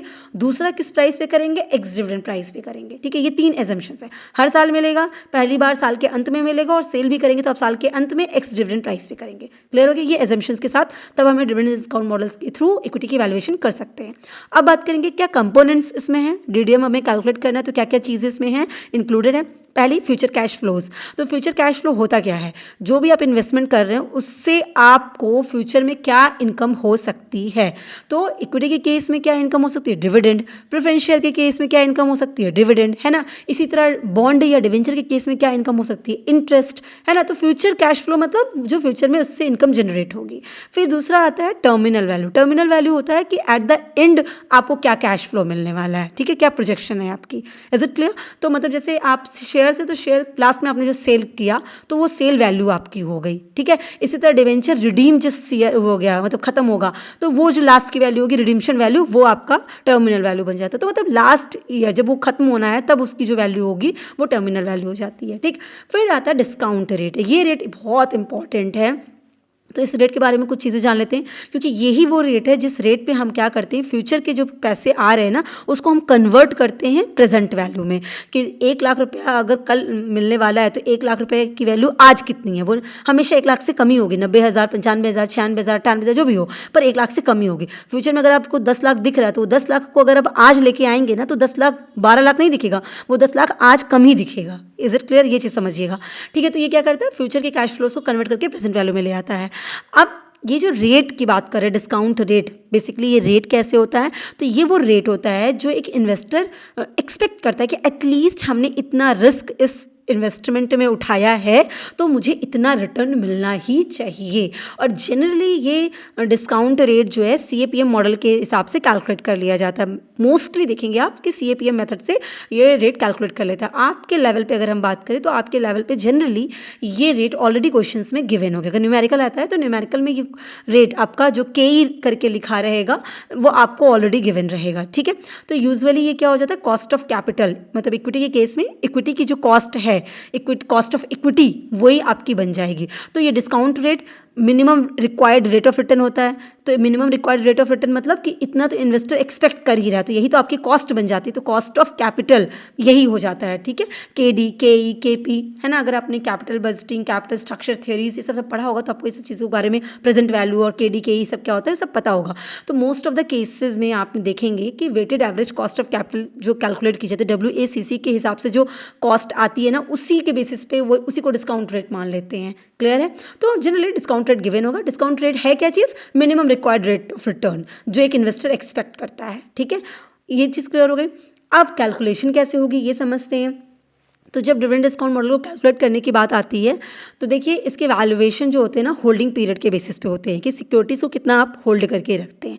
आपने परचेज कर रखा है सिक्योरिटी या आप सिक्योरिटी परचेज करने वाले, तो उसका आपका मोटिव क्या है, आप इसे कब तक रखेंगे। तो होल्डिंग पीरियड के ड्यूरेशन में ही इन्वेस्टर डिविडेंड अर्न कर देता है और लास्ट में क्या कर देता है, उसको उस सिक्योरिटीज़ को सेल करके उससे कैश रिसीव कर लेता है जिसको हम सेल वैल्यू कहते हैं, ठीक। तो होल्डिंग पीरियड मैटर करता है, बहुत मैटर करता है। होल्डिंग पीरियड आपका 1 साल का भी हो सकता है और मल्टीपल ईयर का भी हो सकता है। आपने सिक्योरिटी परचेज करी, आप सोच रहे हो कि साल भर के बाद ही इसको सेल कर दे, विद इन ए ईयर इसको सेल कर देंगे, ठीक। तो वो 1 ही साल होल्ड किया, आप सोचते हो इसको 5 साल, 7 साल, 10 साल के बाद सेल करेंगे, जब टाइम मिलेगा तब सेल, हम लंबे टाइम के लिए रख रहे हैं, लॉन्ग टर्म इन्वेस्टमेंट के पर्पज से सोच रहे हैं, तो मल्टीपल ईयर आप इसे होल्ड करेंगे। तो जो हम कैलकुलेशन भी करते हैं ना वो 2 बेसिस पे करते हैं। DDM जो कैलकुलेट करेंगे, एक वैल्यूएशन होगी कि अगर आपने 1 साल होल्ड करके रखा तब, और दूसरी इक्विटी की वैल्यूएशन होगी कि अगर आप इसको मल्टीपल ईयर होल्ड करके रखना चाहते हैं तब क्या वैल्यू आएगी, ठीक। अब जो मल्टीपल ईयर आप होल्ड करते हैं तो डिविडेंड आपको कई सालों तक मिलने वाला है। तो ये जो डिविडेंड आपको कई सालों तक मिलता है ना, तो वो डिविडेंड जीरो ग्रोथ के बेसिस पे हो सकता है, कांस्टेंट ग्रोथ हो सकती है उसमें, उस डिविडेंड में वेरिएबल ग्रोथ हो सकती है। तो ये चीज़ के बेसिस पे भी फॉर्मूले बदल जाते हैं और कैलकुलेशन बदल जाती है, तो वो भी हम समझेंगे। ठीक, तो अब यहाँ पे ये समझिए, यहाँ तो बात क्लियर हो गई कि डिविडेंड डिस्काउंट मॉडल को जब हमें कैलकुलेट करना तो हमें इसे होल्डिंग पीरियड देखना पड़ेगा कि आप इसका इंटेंशन क्या है, साल भर रखना है, साल भर से ज़्यादा रखना है, उस हिसाब से इसकी वैल्यूएशन होगी। क्लियर हो गया। अब चूंकि हम ये इन्वेस्टमेंट डिसीजन के लिए ले रहे हैं, हम इक्विटी की वैल्यूएशन कर क्यों रहे हैं, हम इसकी इंट्रिंसिक वैल्यू, ट्रू वैल्यू जानना चाहते हैं। ट्रू वैल्यू जान के हम क्या करेंगे, तो देखिए ट्रू वैल्यू जान के हम डिसाइड करेंगे कि हमें बाय करना, सेल करना, होल्ड करना, हमें करना क्या है। तो जब हम डीडीएम कैलकुलेट करेंगे इस मेथड के हिसाब से, जो भी हमारा इंटेंशन हो, 1 ईयर, मल्टीपल ईयर, जो भी चीज़ें हों, उन सब बेसिस पे जब हम इसे कैलकुलेट करेंगे तो जो भी वैल्यू हमें डीडीएम से मिलेगी उसको हम क्या करेंगे, कंपेयर करेंगे कि आज उसकी मार्केट में क्या प्राइस है, किस प्राइस पे वो ट्रेड हो रहा है, और दोनों में कंपेयर करेंगे।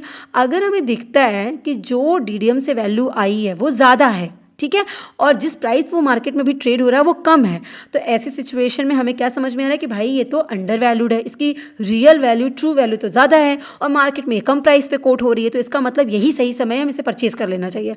अभी हम इसकी जो वर्थ है, इसकी जो काबिलियत है, उसके हिसाब से इसका दाम नहीं लगा है, तो अभी परचेज कर ले भी कम प्राइस में मिल रहा है, क्योंकि फ्यूचर में ये अपने दाम के अकॉर्डिंग तो प्राइस लगा ही लेगा, उससे ज़्यादा ही बल्कि चला जाएगा। बात समझ में है। तो वाइस वर्सा सिचुएशन, अगर कम है, डीडीएम की वैल्यू कम आई और करंट प्राइस ज़्यादा है, तो अगर आप ऑलरेडी परचेज कर रखे हो तो इसमें टाइम है कि सेल कर दो, अगर परचेज नहीं की हो तो मत परचेज करो, ये टाइम सही नहीं है परचेज करने का।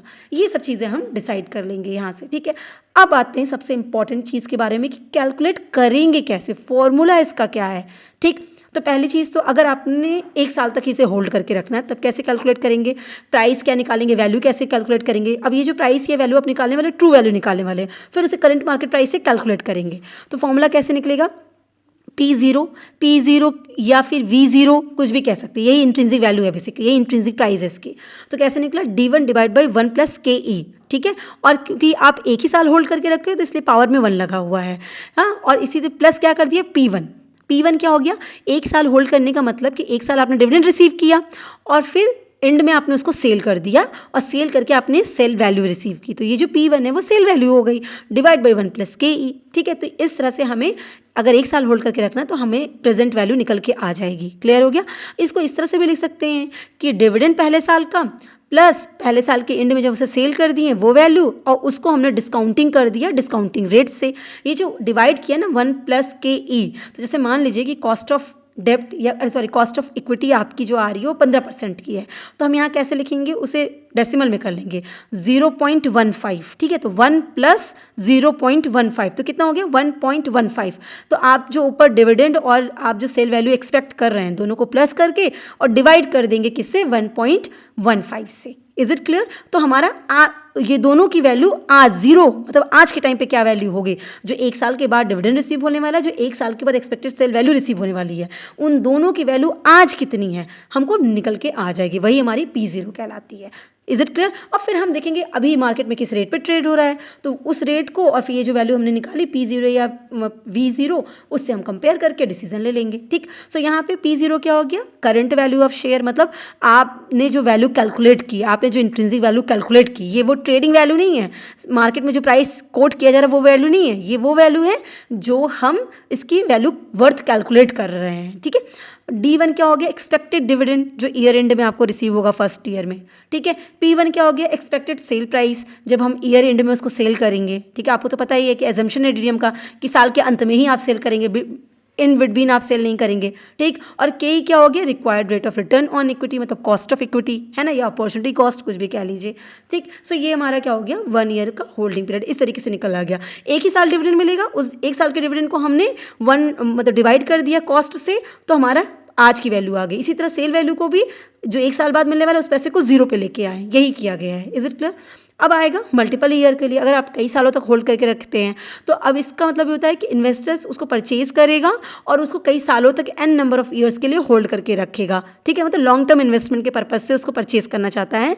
तो ऐसे सिचुएशन में हम उसकी वैल्यू को कैसे कैलकुलेट करेंगे, ये हम इस फॉर्मूले से देखेंगे। कैसे देखेंगे, जितने साल आपको डिविडेंड आने वाला है, हर साल के डिविडेंड को आपको डिस्काउंट करके आज की वैल्यू पे ले आना है। अगर ये चीज़ डिस्काउंटिंग आपको ना समझ में आए तो टाइम वैल्यू ऑफ मनी पे ऑलरेडी वीडियो बना है ना, आप उस वीडियो को देख लेंगे तो आपको time value of money calculate करना आ जाएगा। ये सब कैलसी पे आराम से हो जाता है, पर फॉर्मूला समझ लीजिए।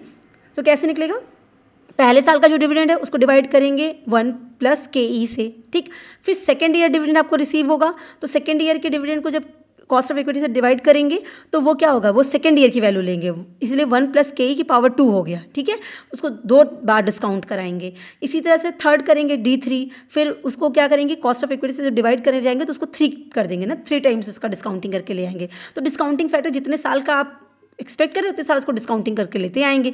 4 साल गया तो 4 साल के पैसे को 0 पे लाना होगा, 2 साल गया तो 2 साल के पैसे को 0 पे लाना होगा। इस तरीके से एन नंबर तक हम ये करेंगे। और फिर ईयर एंड में आपको एक और चीज़ मिलेगी, क्या मिलेगी, वो जो आपने सेल वैल्यू है PN, ठीक है, वो सेल वैल्यू प्लस उसको फिर डिवाइड कर देंगे किससे, 1 प्लस के ई से। एन नंबर जितने भी साल में आपने किया हो, 10 साल, 5 साल, 8 साल, जो भी किया हो वो नंबर यहाँ पे लिखा जाएगा। सो यहाँ पे P0 क्या हो गया, current value of equity shares, D1 D2 DN ये सब क्या हो गया, expected dividend end of the N number of years. PN क्या हो गया, expected selling price at the end of N numbers. और के क्या हो गया, required rate of return. Is it clear, जितने साल का होगा उतने साल पे पावर लगता चला जाएगा, उतने साल उसको डिस्काउंट करके लेके आएंगे। अब एक चीज़ और, वैसे मैंने कहा जब आप मल्टीपल ईयर होल्ड करके रखते हैं ना तो आपको कई सालों तक डिविडेंड मिलेगा। जब कई सालों तक डिविडेंड मिलेगा तो डिविडेंड कैसे मिलेगा, क्या फिक्स्ड मिलेगा या डिविडेंड बढ़ के कभी घट के ऐसे मिलता है ना, डिविडेंड की वैल्यू तो चेंज हो सकती है, वैरी करेगी, तो उस पर कैसे कैलकुलेशन होगी, वो चीज़ भी तो आपको सोचनी पड़ेगी। तो बोला गया कि जब आप मल्टीपल ईयर होल्ड करते हैं तो एक सिनेरियो उठ के आता है कि जीरो ग्रोथ कहता है कि कंपनी में कोई ग्रोथ ही नहीं हुई। इसका मतलब जो डिविडेंड एक बार दिया गया वही कांस्टेंट है ना, आपको एक डिविडेंड बांटा जा रहा है, वही डिविडेंड हमेशा दिया जाएगा। सर फॉर एग्जांपल मैं कह रही हूँ 5 रुपये का डिविडेंड दिया गया तो 5 रुपये का डिविडेंड ही आपको हमेशा दिया जाएगा, ठीक। तो डिविडेंड की वैल्यू 5 ही रुपये रहेगी, चाहे वो 10 साल हो, चाहे 15 साल, चाहे जितने संभाल के रखेंगे, वो तो नहीं रहने वाली है। तो ऐसे सिचुएशन में हम क्या करते हैं, कैसे कैलकुलेट करेंगे, D डिवाइड बाई के ई कर देते हैं। इज इट क्लियर, तो हमारा निकल के आ जाता है। अब दूसरा सिनेरियो होता है कि हमें कांस्टेंट ग्रोथ हो रही हो। कांस्टेंट ग्रोथ का मतलब क्या हो जाता है कि जो ग्रोथ रेट है वो कांस्टेंट है। कहने का मतलब पहले साल आपको 5 मिला, दूसरे साल फिर आपको 10 मिला डिविडेंड, तीसरे साल फिर आपको 15 का डिविडेंड मिला, फिर फोर्थ ईयर आपको 20 का डिविडेंड मिला। तो देखिए डिविडेंड अमाउंट चेंज हो रहा है, 5, 10, 15, 20 डिविडेंड का अमाउंट तो बढ़ रहा है, लेकिन देखिए गैप सबके बीच में क्या है, 5 और 10 के बीच में 5 का, 10 और 15 के बीच में 5 का, फिर 15 20 के बीच में भी 5 का। तो मतलब जो ग्रोथ है ना, जिस ग्रोथ के साथ आपको डिविडेंड का अमाउंट इंक्रीज हो रहा है वो कांस्टेंट ही है, वो 5% की इंक्रीमेंट के साथ ही है। मतलब यहाँ 5 रुपये में बात कर रही थी तो ऐसे परसेंटेज में आएगा कि ग्रोथ का परसेंटेज फिक्स होगा कि 10% की ग्रोथ के साथ आपको डिविडेंड मिलेगा। इज इट क्लियर, तो हर साल के डिविडेंड में 10% का ग्रोथ ऐड ऑन होता चला जाएगा, ठीक। यही कह रहा है कि ग्रोथ रेट जो होगा वो कांस्टेंट होगा। क्लियर हो गया, तो डिविडेंड कांस्टेंट होना, जीरो ग्रोथ होना एक अलग हो गया और कांस्टेंट ग्रोथ होना एक अलग चीज़ हो गई। ये जो कांस्टेंट डिविडेंड का एजम्पशन है ना वो बिल्कुल अनरियलिस्टिक है, मतलब कहीं हद तक, क्योंकि ऐसा नहीं हो सकता ना कि डिविडेंड का ग्रोथ कांस्टेंट हो जाए। भाई कभी प्रॉफिट होगा, कभी कम प्रॉफिट होगा, तो वो ग्रोथ भी तो वेरिएबल नेचर का हो जाता है, ऐसे नहीं हो जाता कि मतलब कांस्टेंट होगा। लेकिन इस बेसिस पे जो हम कैलकुलेशन करेंगे वही गॉर्डन का फॉर्मूला माना जाता है। तो गॉर्डन ने एक्चुअली यही चीज़ का कांस्टेंट ग्रोथ की बात कही है, ठीक है। ऐसे में होता क्या है कि जो डिविडेंड आपका ग्रो करेगा ना, जो ग्रोथ रेट मतलब जी जिसे हम डिनोट करेंगे, वो हमेशा कांस्टेंट रहेगा इनडेफिनेट फ्यूचर टाइम्स के लिए। मतलब वो हमेशा क्या करेगा, सेम परसेंटेज से ही ग्रो करेगा। 5% है तो 5% से हर साल ग्रो करता रहेगा, ठीक। और दूसरी बात जो इंपॉर्टेंट होगी कि जिस रेट से आप डिस्काउंट कराने वाले, मतलब जो एक्सपेक्टेड रेट है इन्वेस्टर्स की, है ना, कॉस्ट ऑफ इक्विटी जो है वो रेट मतलब के जो है वो हमेशा क्या रहेगी, वो आपकी ज़्यादा रहेगी ग्रोथ रेट से, ठीक है। अगर 5% का ग्रोथ है तो जो इन्वेस्टर की एक्सपेक्टेशन है वो 20% की रही होगी, इस तरह से समझिएगा, ठीक। तो कैलकुलेशन कैसे होगी इसमें क्या हो जाएगा, D1 डिवाइडेड बाई के ई माइनस जे हो जाएगा। एक तो ये हो गया डिविडेंड आपका क्या एक्सपेक्टेड है, और उसके बाद कॉस्ट ऑफ इक्विटी में से ग्रोथ को आपने लेस कर दिया, ग्रोथ का जो भी परसेंटेज होगा वो गिवन होगा। या इसको हम इस तरह से भी कैलकुलेट करते हैं, D1 कैसे निकलता है, D1 निकलता है कि आज जो आपको डिविडेंड दिख रहा है उसमें 1 प्लस ग्रोथ रेट कर दीजिए, क्योंकि ग्रोथ के हिसाब से ऐड ऑन होता जाएगा, 5-5 रुपये ऐड ऑन हो रहा रहता है वैसे ही। तो हमने जैसे 5 इस ईयर मिल रहा है तो नेक्स्ट ईयर कितना मिलेगा, 5 आपने और ऐड कर देना है, 10 हो जाएगा। तो वही चीज़ कहा जा रहा है, D0 में आपको 1 प्लस ग्रोथ रेट कर देना है डिवाइडेड बाई के ई माइनस ग्रोथ, तो आपका निकल के आ जाएगा। क्लियर है। अच्छा, कॉन्स्टेंट ग्रोथ में एक और इंपॉर्टेंट बात मैं आपको बता दूँ कि जैसे मैंने अभी यहाँ पे V0 की बात करी, हम ना ये जो कांस्टेंट ग्रोथ है ना वो किसी भी साल का निकाल सकते हैं, किसी भी साल के। हमको 5वें साल की वैल्यू निकालनी है, हमें थर्ड ईयर की वैल्यू निकालनी है, हमें सेकेंड ईयर की वैल्यू निकालनी है। अब किसी भी पॉइंट ऑफ टाइम पे आप इस कांस्टेंट ग्रोथ रेट के साथ इक्विटी की वैल्यूएशन कर सकते हैं। जैसे एग्जांपल के लिए अगर मैं कहूँ कि मुझे सेकेंड ईयर की प्राइस, दूसरे साल इस इक्विटी की क्या वैल्यू होगी मुझे जानना है, तो फॉर्मूला क्या हो जाएगा, P2 is equal to D3। क्योंकि देखिए आपने फॉर्मूला देखा तो उसमें क्या था, P0 पे D1 था, तो एक साल नेक्स्ट ईयर का डिविडेंड तो ऐड ऑन रहेगा ही। तो P2 की वैल्यू अगर आपको निकालनी है, सेकेंड ईयर की वैल्यू निकालनी है, तो डिविडेंड थर्ड ईयर का divided by KE minus growth rate. ठीक है, सो यहाँ पे क्या हो जाएगा आपका P2 या V2, जो भी मेंशन आप जिस भी तरह से डिनोट कर सकते हैं, वैल्यू लिख सकते हैं या प्राइस लिख सकते हैं। ठीक है, सेकेंड ईयर की वैल्यू इक्विटी की या सेकेंड ईयर की प्राइस वैल्यू की, ये हो गया। और D3 और कैसे निकलेगा आपका, D3 निकलता है कि सेकेंड ईयर के डिविडेंड में 1 प्लस ग्रोथ रेट कर देंगे तो आपका थर्ड ईयर का डिविडेंड निकल जाएगा। तो D3 क्या है, थर्ड ईयर का डिविडेंड है। इस तरीके से हम ग्रोथ रेट को किसी भी ईयर का कैलकुलेट कर सकते हैं कांस्टेंट ग्रोथ में। ठीक है, लास्ट हमारा आता है जो कि है variable growth in dividend. So variable growth in dividend का कॉन्सेप्ट समझिएगा कि जैसे ग्रोथ जो हो रही है ना वो वेरी करेगी, किसी साल 10, किसी साल 15, किसी साल 5, किसी साल 8, किसी साल 9, किसी साल 10, 11। तो मतलब जो आपको डिविडेंड का रेट है ना, वो जो ग्रोथ रेट है वो वेरी कर रहा है। ठीक है, तो इसके बेसिस पे भी हम क्या करते हैं, डिविडेंड की कैलकुलेशन करते हैं। लेकिन यहाँ पे एक चीज़ नोट करना ज़रूरी रहेगा कि जब मल्टीपल ग्रोथ रेट्स आते हैं ना, तो आप कैलकुलेशन कैसे कर पाएंगे। आप कैलकुलेशन करने के लिए आपको ज़रूरी होगा कि आप किसी एक ग्रोथ रेट को कंफर्म करिए कि ये ग्रोथ रेट को हमको मान के चलना है इन्फिनिट टाइम पीरियड तक के लिए। कि जैसे मान लीजिए कि कह रहा है कभी 7% का ग्रोथ दिख रहा है, कभी 4% का ग्रोथ दिख रहा है, कभी 5% का, कभी 6% का, कभी 8% का। सो आप कोई एक ग्रोथ रेट को फिक्स मान लीजिए, तभी आप इक्विटी की वैल्यू को कैलकुलेट करेंगे। जैसे बाकी के फॉर्मूले थे उसी तरह की फॉर्मूले में आप रेट जो है वही रेट इंपॉर्टेंट है ग्रोथ का, तो आपको कोई एक ग्रोथ रेट फिक्स करना ही पड़ेगा। तो आपका वेरिएबल ग्रोथ के हिसाब से भी डिविडेंड निकल के चला आएगा। सो अब हम डिस्कस करने जा रहे हैं प्राइस अर्निंग रेशियो को, पी या पी रेशियो इसे कहते हैं। सो बेसिकली पी रेशियो क्या होता है, ये इक्विटी को वैल्यूएट करने का, इक्विटी वैल्यूएशन का एक टूल है, राइट। सो यहाँ पे हम क्या करते हैं, स्टॉक को वैल्यूएट करते हैं। किस बेसिस पे, हम इनके रिलेशंस को चेक करते हैं प्राइस अर्निंग रेशियो में। किसके रिलेशंस को, कंपनी के स्टॉक प्राइसेस को और उनके अर्निंग्स को, कि कंपनी की स्टॉक की क्या प्राइसेस चल रही हैं मार्केट में और वो कंपनी कितना अर्न कर रही है पर स्टॉक, वो क्या पे करती है, क्या अर्न करके अपने शेयर होल्डर्स को देती है, राइट। तो इन चीज़ों के बीच में रिलेशनशिप हमें कौन बताता है, पी रेशियो। सो इसीलिए इसे कहते हैं कि पी रेशियो क्या मेजर करता है, कंपनी की करंट शेयर प्राइसेस को उसे रिलेट करता है, उसे कंपेयर करता है किसके साथ, अर्निंग पर शेयर के साथ, है ना। क्योंकि देखिए अर्निंग पर शेयर ही वो चीज़ है जो ये इंडिकेट करती है कि उस कंपनी के एक शेयर होल्डर्स को कितना अमाउंट मिलने वाला है, प्रॉफिट का कितना पार्ट उसको मिलने वाला है, मतलब हर एक शेयर ने क्या कमाया है, अर्निंग पर शेयर। ठीक है, प्रॉफिट में से उसे कितना हिस्सा मिलने वाला है वो ईपीएस बताती है। और करंट शेयर प्राइस जो होती है मार्केट की, वो ये बताती है कि भाई आपकी उस पर्टिकुलर कंपनी के ये जो शेयर्स हैं वो मार्केट में किस प्राइस पर ट्रेड हो रहे हैं ना, किस प्राइस पे उसे वैल्यूएट किया जा रहा है, किस प्राइस पे उसको परचेज या सेल किया जा रहा है, तो वो मार्केट प्राइस बता देती है मार्केट में क्या कंडीशन चल रही है। तो इन दोनों के रिलेशन को, इन दोनों को कंपेयर करके आपको करेक्ट डिसीजन करने का एक तरीका बताती है कौन, प्राइस अर्निंग रेशियो।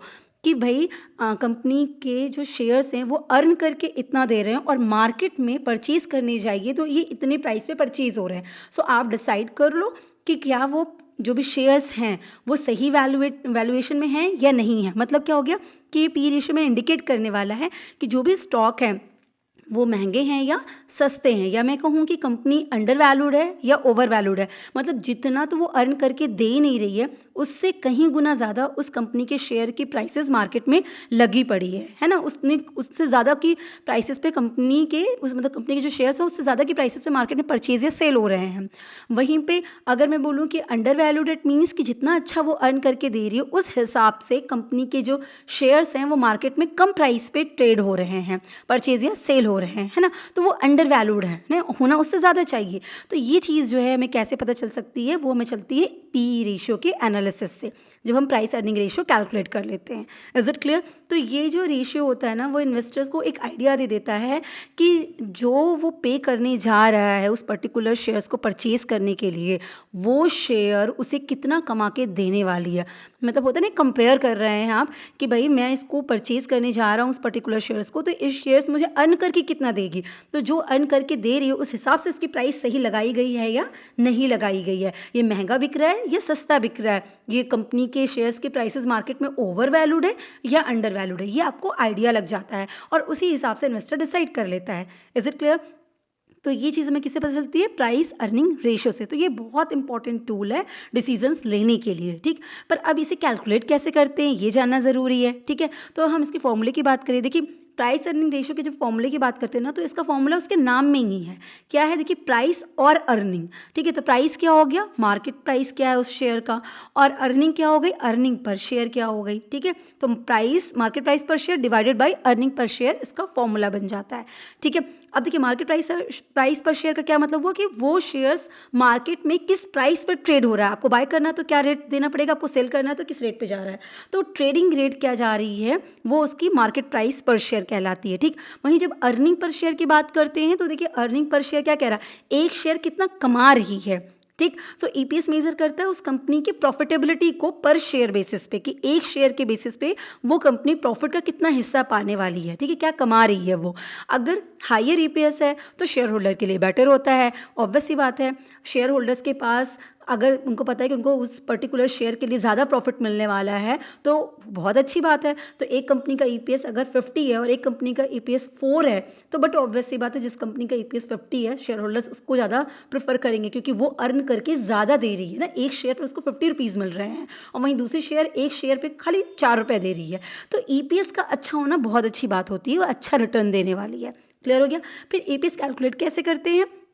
तो देखिए ईपीएस को कैलकुलेट करने का भी फॉर्मूला होता है। फॉर्मूला क्या होता है? Net profit after tax divided by total outstanding shares, या हम इसको इस तरीके से भी बोल सकते हैं कि नेट प्रॉफिट आफ्टर टैक्स कितना है और नंबर ऑफ इक्विटी शेयर्स कितने हैं, हम इस तरीके से भी कर सकते हैं। और वैल्यू में करना तो टोटल आउटस्टैंडिंग शेयर्स के बेसिस पे कर देते हैं। क्लियर हो गया? तो इस तरीके से हम ईपीएस कैलकुलेट कर लेते हैं।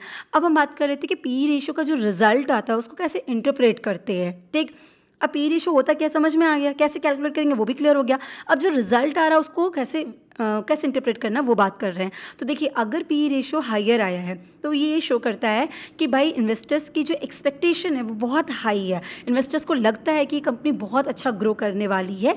और दूसरा एक सेंस ये निकल के आता है कि कंपनी के स्टॉक मार्केट में बहुत ओवर वैल्यूड है ना। मतलब समझिएगा कि अगर किसी कंपनी का पी रेशियो बहुत ज़्यादा आया है, ये इंडिकेट कर रहा है, ये पी रेशियो हाई आना ये इंडिकेट करता है कि कंपनी कम कमा रही है और उस कम कमाने की अपेक्षा उसका मार्केट में प्राइस बहुत ज़्यादा लगा हुआ है। क्लियर हो गया? सो हाई पी कह रहा है कि मार्केट रेट बहुत ज़्यादा है, मार्केट में परचेज करने जाइए, मार्केट में ट्रेड करने जाइए तो रेट बहुत ज़्यादा दिख रहा है और कमा वो कंपनी कम रही है, एक शेयर के पीछे अर्निंग उसकी कम है।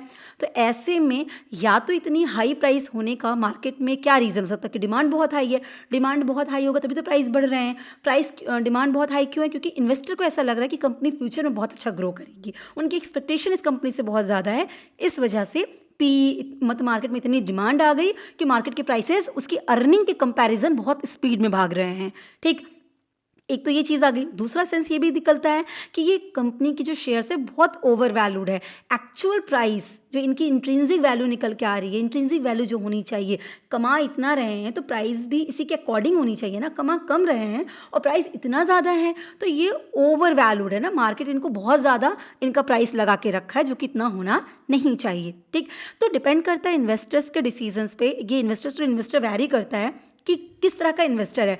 कुछ इन्वेस्टर्स ऐसे होते हैं जो कहते हैं कि भाई हाई पी है तो ओवर वैल्यूड है, तो कल को ये शेयर के प्राइस गिरेंगे ही गिरेंगे, क्योंकि ओवर वैल्यूड है कब तक बढ़ता चला जाएगा, एक ऐसा टाइम आएगा कि जब वो बैलेंस होगा और नीचे जाएगा ही जाएगा।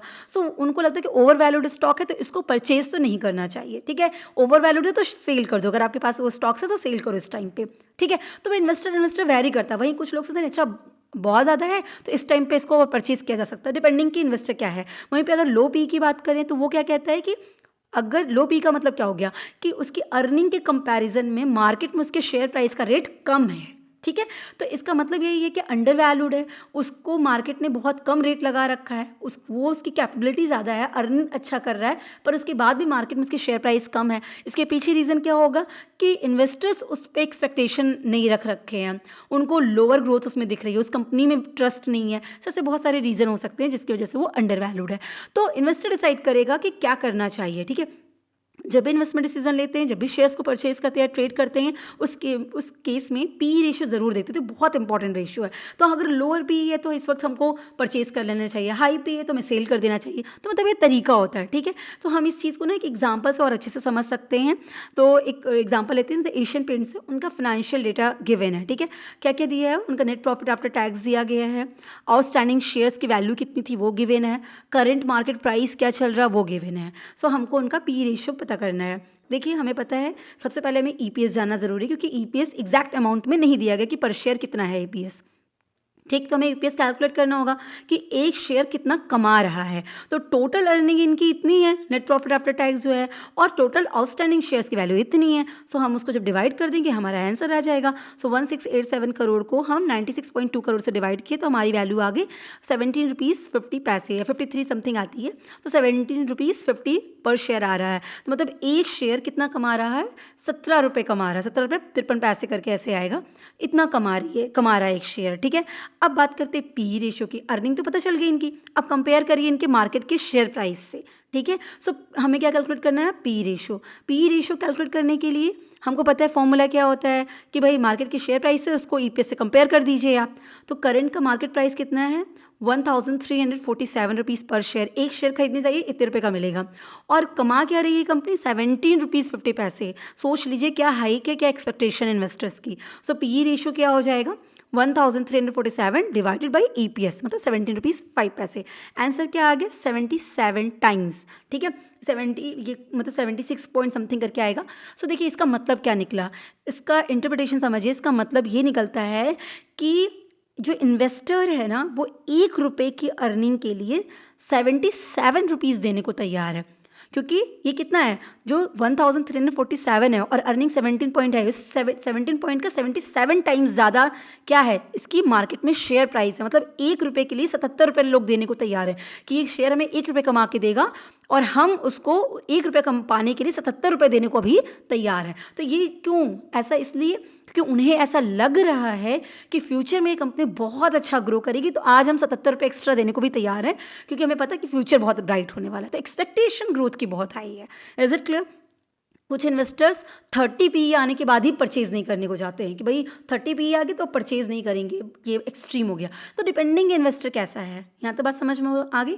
आई होप आपको क्लियर हुआ होगा। सो अब हम डिस्कस करने जा रहे हैं प्राइस बुक वैल्यू रेशियो या पीबी रेशियो को। तो जैसे हमने प्राइस अर्निंग रेशियो को देखा था ना, तो वहाँ पे प्राइस अर्निंग रेशियो हम क्यों कैलकुलेट करते थे, स्टॉक को वैल्यूएट करने के लिए। सेम जो हमारा पीबी रेशियो है, ये भी स्टॉक को वैल्यूएशन करने का एक टूल है, राइट। इसके थ्रू हम शेयर्स की वैल्यूएशन करते हैं। सो पीबी रेशियो क्या करता है, हमें रिलेशनशिप बताता है किन दो चीज़ों के बीच में, मार्केट में उस पर्टिकुलर कंपनी के शेयर की क्या प्राइसेस हैं, उस स्टॉक की क्या प्राइसेस हैं, और उस स्टॉक की बुक वैल्यू क्या है, मतलब शेयर्स की बुक वैल्यू क्या है। सो बेसिकली ये जो रेशियो है वो मेज़र करता है कि कंपनी के जो स्टॉक प्राइसेस हैं ना, वो उनकी बुक वैल्यू के अकॉर्डिंग कितने हैं, राइट। मतलब ये कंपैरिजन करता है बुक वैल्यू और कंपनी के स्टॉक प्राइसेस के बीच में।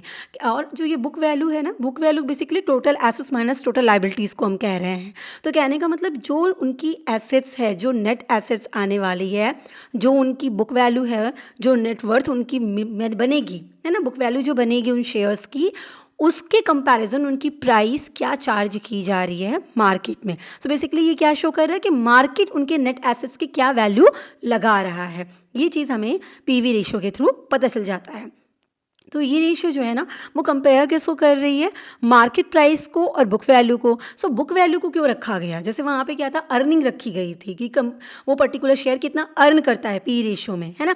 यहाँ पे बुक वैल्यू को रखा गया कि उस पर्टिकुलर शेयर की बुक वैल्यू क्या है। सो बुक वैल्यू रखने के पीछे जो रीज़न था वो ये कहा गया कि अगर ऐसा सिनेरियो हो कि कंपनी अपना पूरा बिजनेस बंद कर रही हो, है ना, उस केस में जब वो कंपनी पूरा बिजनेस बंद कर रही है, सारी लाइबिलिटीज़ को पे ऑफ कर दे रही है, सारी एसेट्स को सेल कर देगी, तो कंपनी की वर्थ क्या रहेगी, शेयर होल्डर्स क्या वैल्यू एक्सपेक्ट कर सकते हैं उस कंपनी के नेट एसेट्स से, उससे हम कंपेयर करने जा रहे हैं मार्केट की शेयर प्राइसेस को।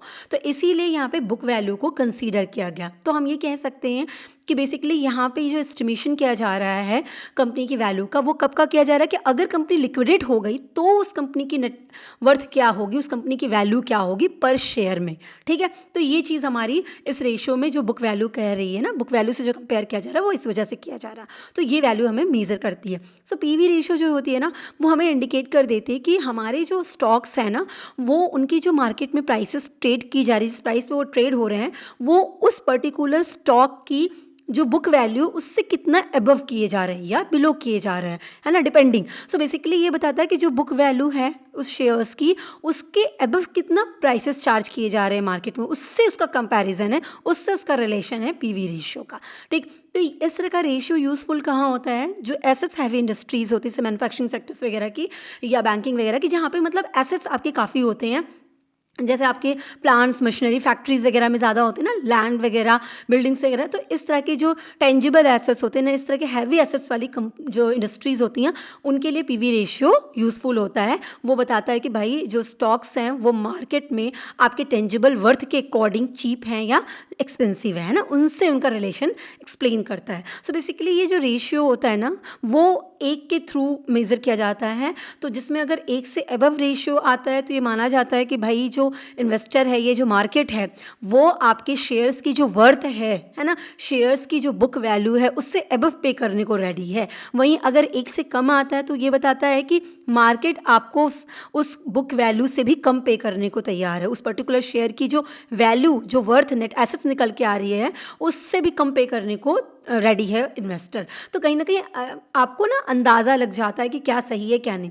तो ऐसा हम कहेंगे जैसे प्राइस अर्निंग रेशियो बहुत इंपॉर्टेंट रेशियो है, पर बुक वैल्यू को हम उस तरीके से नहीं देखते ना। सिर्फ पीवी रेशियो के बेसिस पे हम सब कुछ कैलकुलेट नहीं कर लेते, उसका कंपैरिजन करना होता है इंडस्ट्री सेक्टर्स में। इस तरह से उसको प्रॉपरली कंपेयर करके ही हम इस चीज़ पे कहीं पे किसी कंक्लूजन पे पहुंचते हैं। ठीक है, सो ये तो बात हो गई पीवी रेशियो की। पीवी रेशियो कैलकुलेट कैसे करते हैं, अगर उसके फॉर्मूले की बात करें तो देखिए पीवी रेशियो का फॉर्मूला क्या हो गया, प्राइस और बुक की बात कर रहे हैं तो मार्केट प्राइस पर शेयर क्या होगी और बुक वैल्यू पर शेयर क्या होगी। ठीक, इसी के बीच में होगा। अब जब बुक वैल्यू की बात करते हैं तो बुक वैल्यू का मतलब क्या होता है, पहले ये भी समझ लेते हैं। तो बुक वैल्यू का सिंपली मतलब हो गया कि अगर कंपनी अपने पूरे एसेट्स में से जितनी भी उसकी लायबिलिटीज़ हैं सब कुछ पे कर देगी, तो जो बचेगा, नेट जो बचेगा, वो ही उस की बुक वैल्यू कहलाएगी, उन स्टॉक्स की बुक वैल्यू कहलाती है। ठीक है, तो हमें क्या चाहिए होता है, बुक वैल्यू पर शेयर, है ना, एक शेयर की क्या बुक वैल्यू है। तो उसे कैसे कैलकुलेट करेंगे, तो आपकी बैलेंस शीट में टोटल एसेट्स में से टोटल लायबिलिटीज को लेस कर देंगे, जो वैल्यू आएगी उसको total number of outstanding share से डिवाइड कर देंगे। तो जितने नंबर ऑफ शेयर से जब उसे डिवाइड कर देंगे तो हमारी पर शेयर की वैल्यू आ जाएगी। ठीक, एक तो ये हो गया। एक और फॉर्मूला होता है, अगर आप कॉमर्स के स्टूडेंट हैं तो आपको आइडिया होगा कि इक्वेशन होता है ना, एसेट्स एंड लायबिलिटीज़ का इक्वेशन होता है। तो जैसे लायबिलिटी साइड में दो चीज़ें आती हैं ना, एक हमारा शेयर होल्डर्स का फंड आता है और लायबिलिटीज़ होती है। तो एसेट्स में से लायबिलिटीज़ जब हम लेस कर देते हैं तो एग्जैक्टली हमारा शेयर होल्डर्स का फंड ही बचता है। तो या तो हम सीधा शेयर होल्डर्स फंड की बात कर रहे हैं तो कैसे होगा, शेयर कैपिटल प्लस रिजर्व कर देते हैं, जितने भी रिवैल्यूएशन रिजर्व उसको एक्सक्लूड कर दीजिए, तो ये हमारा शेयर होल्डर का फंड आ गया। उसको हम डिवाइड कर देते हैं टोटल नंबर ऑफ शेयर से, तो भी हमारा क्या निकल के आ जाएगा, बुक वैल्यू पर शेयर निकल के आ जाती है। Is it clear. तो अगर इंटरप्रिटेशन की हम बात करते हैं कि कैसे इसके रिजल्ट को इंटरप्रेट करेंगे, पीवी रेशियो जो भी आया उसको कैसे इंटरप्रेट करेंगे, तो जैसा मैंने पहले भी बताया आपको कि पीवी रेशियो अगर एक से ज़्यादा आता है तो ये बताता है कि भाई उस पर्टिकुलर स्टॉक की जो भी बुक वैल्यू है उससे ज़्यादा पे करने को कंपनी, मतलब ज़्यादा पे करने को मार्केट रेडी है, मार्केट में जो उसकी प्राइस लगाई जा रही है वो ज़्यादा है ना। कहने का मतलब पीवी रेशियो बस आपको बता रहा है कि मार्केट आपके नेट एसेट्स की क्या वर्थ लगा रहा है, क्या वैल्यू लगा रहा है, ये चीज़ आपको आइडिया लग जा रही है। इसी तरह अगर पीवी रेशियो 1 से लेस देन है तो वो बताता है कि अंडर परफॉर्मिंग है कंपनी, या कंपनी की जो बुक वैल्यू उससे भी कम पे करने को लोग तैयार है ना, तो शेयर्स अंडर वैल्यूड मार्केट में हैं, इस चीज़ का आइडिया लगता है। एक एग्जांपल ले लेते हैं। सो एग्जांपल में हम क्या करेंगे, ARBL लिमिटेड है, उनकी पीवी रेशियो हम कैलकुलेट करेंगे उनके फाइनेंशियल डेटा के बेसिस पे। तो वहाँ पे देखिए शेयर कैपिटल दे दिया गया, रिजर्व दे दिया गया, नंबर ऑफ शेयर्स दे दिए गए कितने हैं, और स्टॉक प्राइसेस, मतलब मार्केट में जो शेयर प्राइस है वो कितनी है ये मेंशन कर दी गई। सो अब हमें पीवी रेशियो निकालना, सबसे पहले हमारा काम क्या होगा, हमें बुक वैल्यू पर शेयर निकालना होगा। तो बुक वैल्यू पर शेयर कैसे निकालते हैं, देखिए क्वेश्चन में एसेट्स और लायबिलिटीज नहीं मेंशन है, रिजर्व और शेयर कैपिटल मेंशन है, तो हम किसे शेयर होल्डर फंड्स के बेसिस में निकाल लेते हैं। तो हम क्या करेंगे, share capital plus reserve, revaluation reserve होता तो उसको डिडक्ट कर देते। ठीक है, कहीं पे नहीं लिखा गया है कि रिजर्व में रिवैल्यूएशन रिजर्व इंक्लूडेड है ना, या रिवैल्यूएशन रिजर्व अलग से दिया भी नहीं है, तो हम उसको साइड कर देते हैं। तो सीधा शेयर कैपिटल प्लस रिजर्व कर देंगे, फिर उसको डिवाइड कर देंगे टोटल नंबर ऑफ शेयर से। ठीक, तो हमारी कितने हो गए 17.1 करोड़ प्लस हमारा रिजर्व कितना हो गया 1345.6 करोड़, और उसको हम डिवाइड कर देंगे कितने किससे, शेयर नंबर ऑफ शेयर से 7.081। ठीक, तो हमारा आ गया कितना बुक वैल्यू पर शेयर 79.80 पर शेयर आ गए। तो एक शेयर की जो वर्थ निकल के आई वो कितनी आई 79.80। इसका मतलब क्या निकल के आया, ये जो बुक वैल्यू आई इसका क्या मतलब निकला, इसका मतलब निकला कि एआरबीएल लिमिटेड के अगर लिक्विडेट हो जाती है, बंद हो जाती है, सारे एसेट्स को सेल कर देती है, लाइबिलिटीज़ को पे ऑफ कर देती है, तो भी उसके शेयर होल्डर्स पर शेयर कितना एक्सपेक्ट कर सकते हैं कि इतनी वैल्यू उनको उनके पूरे जो भी उनके एसेट्स वगैरह हैं उससे मिल जाएगी। तो कितनी 79.80 मिल जाएगी। ठीक, अब हमें क्या करना होगा, इसका मतलब सेंस ये निकला। ठीक, अब हमें पीवी रेशियो कैलकुलेट करना है। सो पीवी रेशियो का फॉर्मूला हमें पता है कि क्या होता है, तो अब हमें मार्केट प्राइस और बुक वैल्यू पर शेयर दोनों देखना होगा। दोनों हमने कैलकुलेट कर लिया। तो मार्केट प्राइस कितना है 661 पर शेयर है और बुक वैल्यू कितना है 79.80 पर शेयर है। सो आपका पीवी रेशियो कितना निकल के आ जाएगा, मार्केट प्राइस पर share divide by book value पर शेयर हम डिवाइड करेंगे तो कितना है 8.3 टाइम्स आ गया। इसका मतलब क्या हो गया कि जो एआरबीएल लिमिटेड है वो क्या करती है, उसकी एआरबीएल लिमिटेड की जो शेयर्स की बुक वैल्यू है उसका 8.3 टाइम्स जो है वो मार्केट में कोट हो रही है। मतलब मार्केट की जो शेयर प्राइसेस हैं वो 8 टाइम्स मोर देन है उसकी बुक वैल्यू से। ठीक है, सो ये एक हायर रेशियो है। ठीक है, सो आई होप आपको ये चीज़ क्लियर हुई होगी। तो अब जो नेक्स्ट हम बात करेंगे जिस रेशियो की, वो रेशियो है प्राइस टू सेल्स रेशियो, है ना, पीएस रेशियो। बेसिकली जैसे हमने बात करी है कि पी रेशियो, पीवी रेशियो, ये सारे के सारे स्टॉक को वैल्यूएट करने के टूल्स हैं। सेम प्राइस सेल्स रेशियो भी स्टॉक को वैल्यूएट करता है, स्टॉक की वैल्यूएशन करता है और इन्वेस्टर्स को डिसीजन लेने में हेल्पफुल होता है।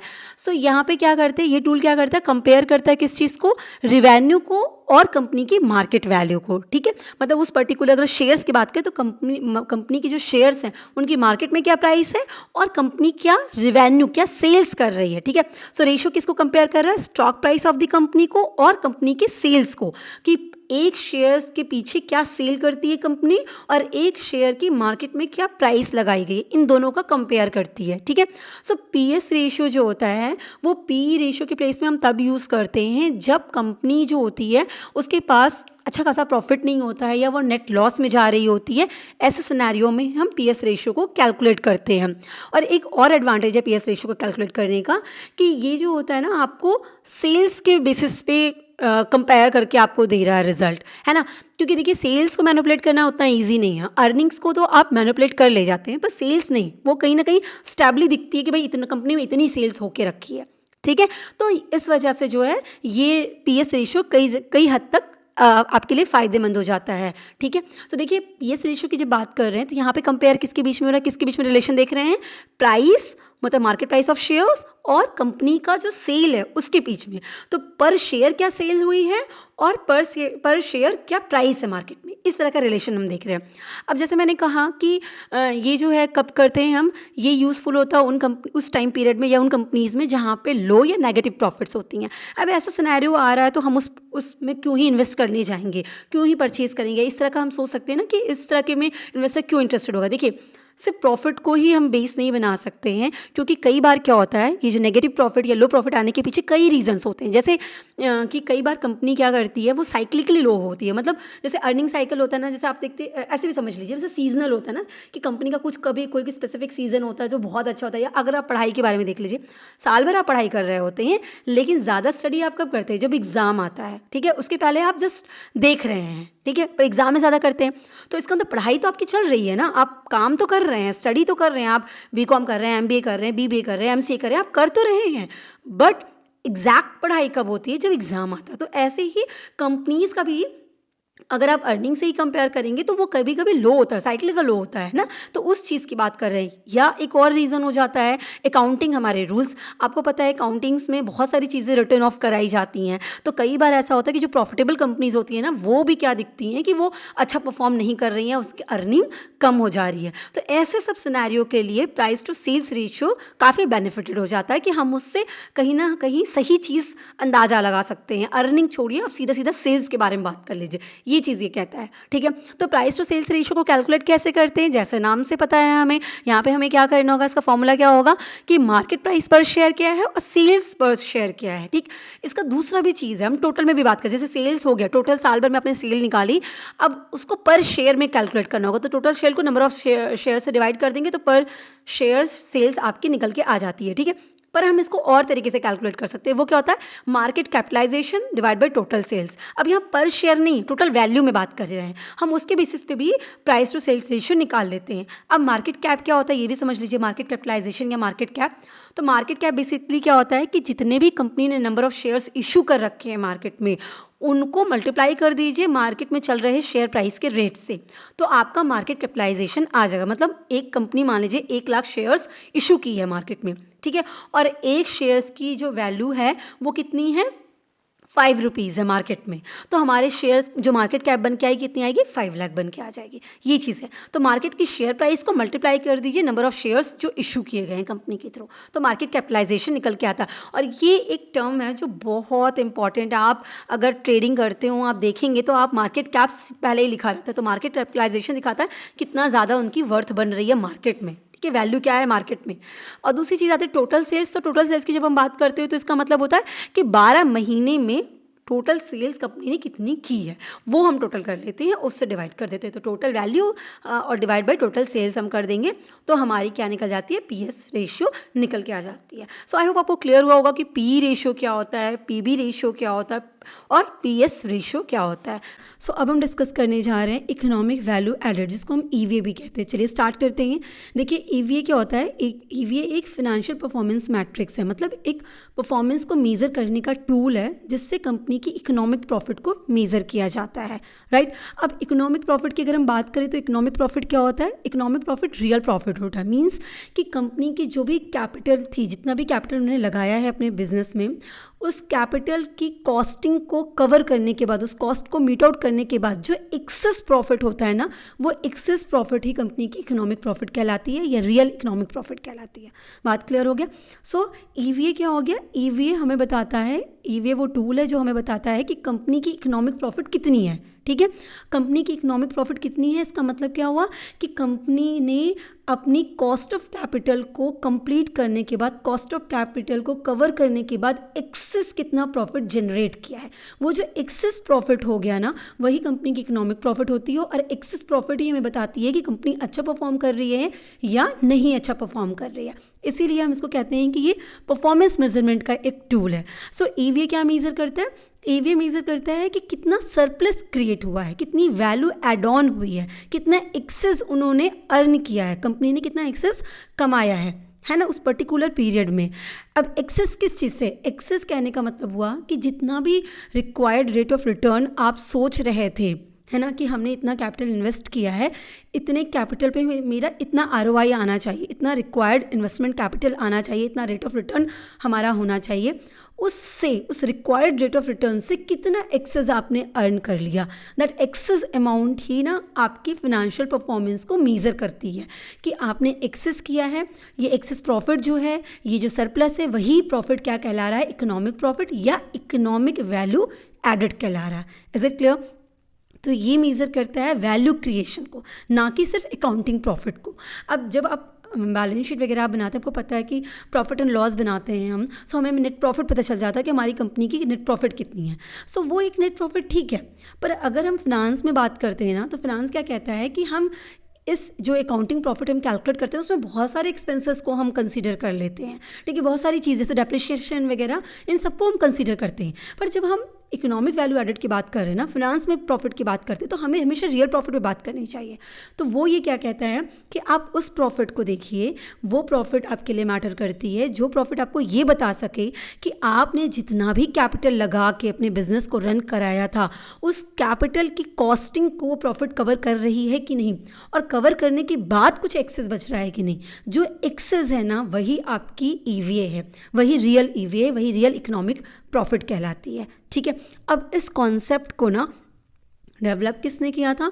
तो जोएल स्टर्न और बेनेट स्टीवर्ट हैं, जो कि फाउंडर थे एक consultancy firm, New York based consultancy firm है। बेसिकली ये मैनेजमेंट कंसल्टेंसी फर्म होती है, स्टर्न स्टीवर्ट एंड कंपनी। तो इन्होंने इस कॉन्सेप्ट को फ्रेम किया, डेवलप किया, या मैं कहूँ कि उन्होंने इसका ट्रेडमार्क किया, इकोनॉमिक वैल्यू एडेड, इस टर्म का। क्लियर हो गया? तो इसीलिए कहता है कि इस टर्म को किसने दिया था? इस कंसल्टेंसी कंपनी ने दिया था, क्योंकि इन्होंने इसका ट्रेडमार्क कराया था ईवीए का। तो उनके हिसाब से कि कंपनी की रियल प्रॉफिट बहुत मैटर करती है।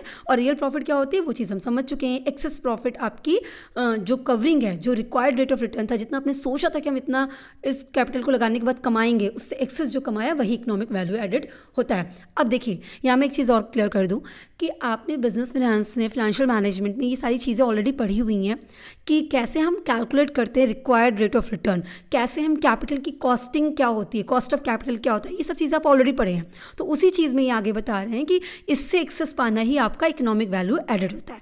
ठीक है, ये बात तो क्लियर होगी। अब इसे कैलकुलेट कैसे करते हैं और इसके कंपोनेंट क्या हैं? ठीक है, इकोनॉमिक वैल्यू एडेड किस चीज़ से मिलकर बना है, कैसे इसको कैलकुलेट करेंगे? तो पहले हम बात करेंगे फॉर्मूला की। तो फॉर्मूला क्या होता है ईवीए का? No PAT minus capital employed multiply by weighted average cost of capital.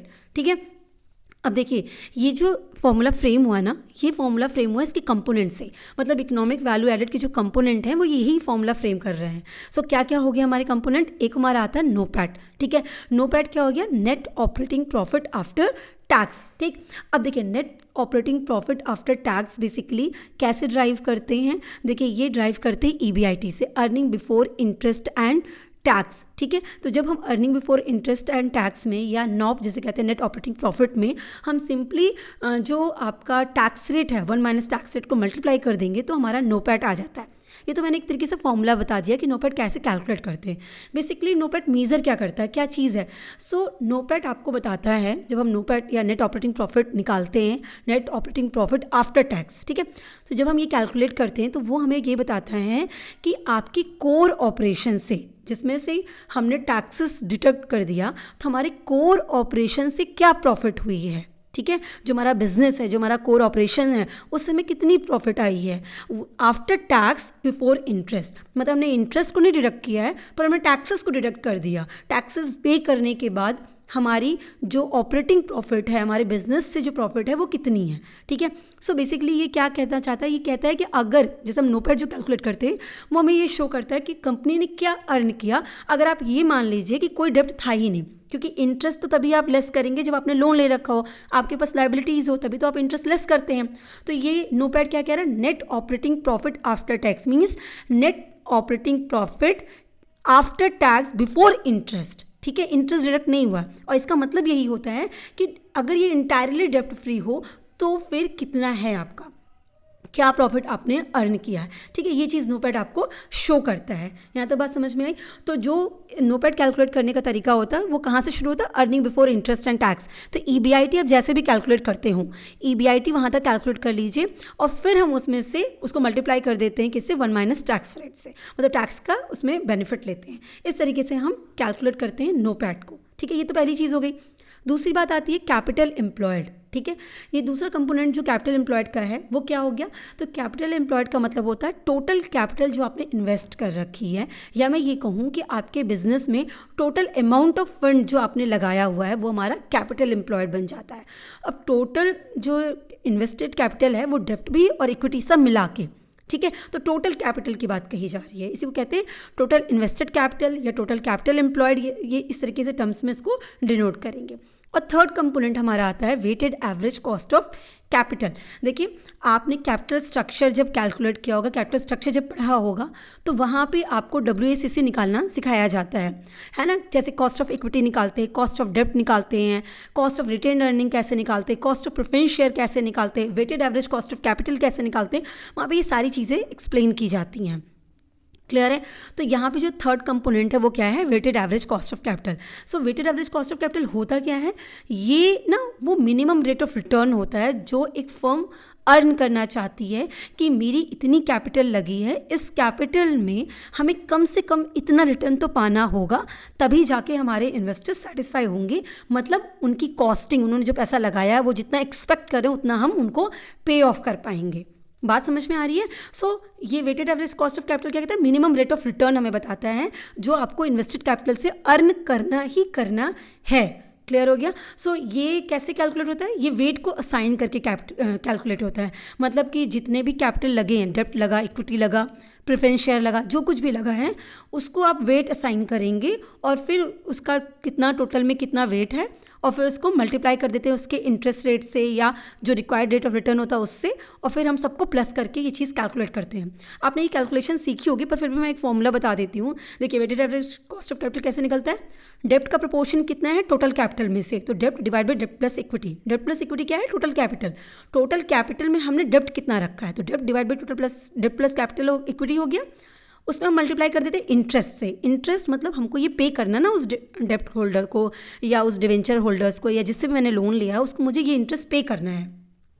अब इस इंटरेस्ट में हम क्या करते हैं? टैक्स का एडवांटेज लेते हैं। इसीलिए 1 माइनस टैक्स कर दिए, interest multiply by 1 minus tax.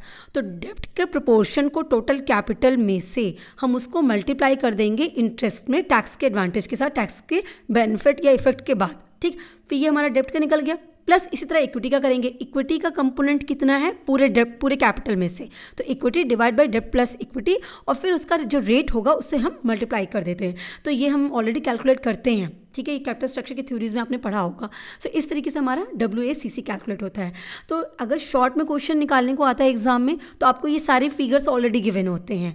WACC कितना है, मतलब रिक्वायर्ड रेट ऑफ रिटर्न या weighted average cost of capital कितनी है, नो पैट कितनी है, कैपिटल एम्प्लॉयड कितना कैपिटल इन्वेस्ट किया गया है, और आपको EVA कैलकुलेट करने को आ जाता है। ठीक है, फिर भी मैं आपको ना एक और तरीका बता देती हूँ जहाँ पे हम इस फॉर्मूले तक कैसे पहुँचते हैं वो पूरी चीज़ें आ जाती हैं। मतलब जैसे नो पैट कैसे कैलकुलेट होगा, नो पैट तक जो जाते हैं वो सारी चीज़ें हम यहाँ पे बता देंगे। ठीक है, वो कैसे कैलकुलेट होता है वो भी हम समझ लेते हैं। देखिए सबसे पहले किसी भी बिजनेस में किसी भी चीज़ में आपने कितनी सेल की हुई है, जो नेट सेल है वो मेंशन रहती है। ठीक है, तो आप नेट सेल्स को लेते हैं, उसमें से जितने भी वेरिएबल नेचर के खर्चे होते हैं उसको लेस कर देंगे तो हमारा कॉन्ट्रीब्यूशन आ जाता है। उस कॉन्ट्रीब्यूशन में से जब हम फिक्स एक्सपेंसेस को लेस कर देते हैं तब हमारी आती है ऑपरेटिंग प्रॉफिट या earning before interest and tax.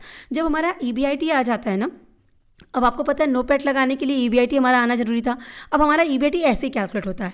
EBIT आ गया तब हम उसमें से टैक्सेस लेस कर देंगे, जो आएगा हमारा नो पैट होगा। अब नो पैट में से हमें कैपिटल चार्जेस को लेस करना है।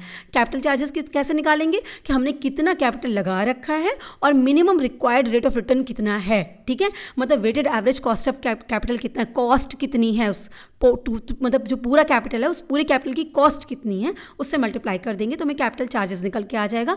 उसको लेस कर देंगे तो हमारा इकोनॉमिक वैल्यू एडेड आ जाता है। Is it clear? EBIT मतलब क्या हो गया? EBIT मतलब आपने नेट सेल्स में से ऑपरेटिंग एक्सपेंसेस को जब डिडक्ट कर देते हैं, ऑपरेटिंग एक्सपेंसेस को डिडक्ट करने के बाद हमारा जो आता है वही नो पैट होता है या ऑपरेटिंग प्रॉफिट होता है। ये बात क्लियर हो गई? इस तरीके से हमारा पूरा कैलकुलेशन होता है EVA का। अच्छा, EVA तो कैलकुलेट हो गया, फिर हमारा रिजल्ट आएगा, मतलब जो वैल्यू आएगी EVA एक वैल्यू में आएगा ना, तो अब ये वैल्यू को हम कैसे इंटरप्रेट करते हैं। हम इंटरप्रिटेशन भी देख लेते हैं। देखिए पहला आता हमारा पॉजिटिव EVA, कहने का मतलब जो आपने EVA कैलकुलेट किया इस फॉर्मूले से, जब आपने कैलकुलेशन किया तो एक वैल्यू आई, अगर वो वैल्यू पॉजिटिव है, when EVA is a positive value, ये क्या कहता है कि कंपनी ने वैल्यू क्रिएट की है। ठीक है, अपने इन्वेस्टर्स के लिए। इसका मतलब क्या हो गया कि जितना कॉस्ट ऑफ कैपिटल था, है ना, उससे ज़्यादा का रिटर्न इन्होंने क्रिएट कर रखा है। मतलब एक्सपेक्टेशन, जो स्टेक होल्डर्स थे उनकी जितनी एक्सपेक्टेशन थी ना, उस एक्सपेक्टेशन से ज़्यादा का रिटर्न आपने उनको प्रोवाइड किया, तो ये क्रिएट हुआ, है ना, मतलब उनकी इन्वेस्टर की एक्सपेक्टेशन से ज़्यादा का रिटर्न क्रिएट हुआ। ये पॉजिटिव EVA हुआ है, इसे कहते हैं वैल्यू क्रिएट हुई। ये अच्छा है स्टेक होल्डर्स के लिए, शेयर होल्डर्स के लिए, इन्वेस्टर्स के लिए। ठीक, वहीं जब बात हम नेगेटिव EVA की कहते हैं, कहने का मतलब क्या हो गया, जो वैल्यू आई वो कैसी है, नेगेटिव। तो ये क्या करती है, कंपनी की वैल्यू को डिस्ट्रॉय कर देती है। इसका मतलब क्या हो गया कि जितना भी आपने रिटर्न जनरेट किया है ना, वो इनसफिशिएंट है कि आपने जो पैसा लगाया था उसकी कॉस्टिंग ही वो मतलब पूरा कर पाए, है ना, वो भी नहीं कर पा रहा, उस कॉस्ट को भी मीट आउट नहीं कर पा रहा है, इतना आपने रिटर्न क्रिएट कर पाया, तो वो क्या हो गया, नेगेटिव EVA हुआ। तो इसने क्या किया, वैल्यू को डिस्ट्रॉय कर दिया। और थर्ड आता हमारा जीरो EVA। ऐसा भी हो सकता है कि EVA की वैल्यू जीरो आ जाए, ऐसा हो सकता है। तो वो ये शो करता है कि भाई आपने जितना पैसा लगाया था उसका जितना खर्चा बनता है आपने बस उतना ही कमाया है कि उस खर्चे को मीट आउट कर पाए। ठीक है, उससे एक्सेस नहीं कमाया। तो आपने जितना पैसा लगाया उस पैसे को लगाने का जो खर्चा बनता है, कॉस्टिंग, अगर आप उस कॉस्टिंग से एक्सेस कमाते हैं तो तभी हुआ इकोनॉमिक वैल्यू एडेड, जिसे हम पॉजिटिव ईवीए कहेंगे। अगर उससे आपने कम कमाया तो नेगेटिव ईवीए। अगर आपने बैलेंस जीरो कमाया तो इसका मतलब आपने सिर्फ उतना ही कमाया कि आपका खर्चा खत्म हो सके। खर्चा कौन सा? ऑपरेशनल खर्चा नहीं, आपके कैपिटल को लगाने का खर्चा। Clear? Cost of capital. Clear हो गया? सो आई होप आपको समझ में आया होगा कि ईवीए बेसिकली क्या है, कैसे कैलकुलेट करते हैं। Wish you all the best. Thank you so much.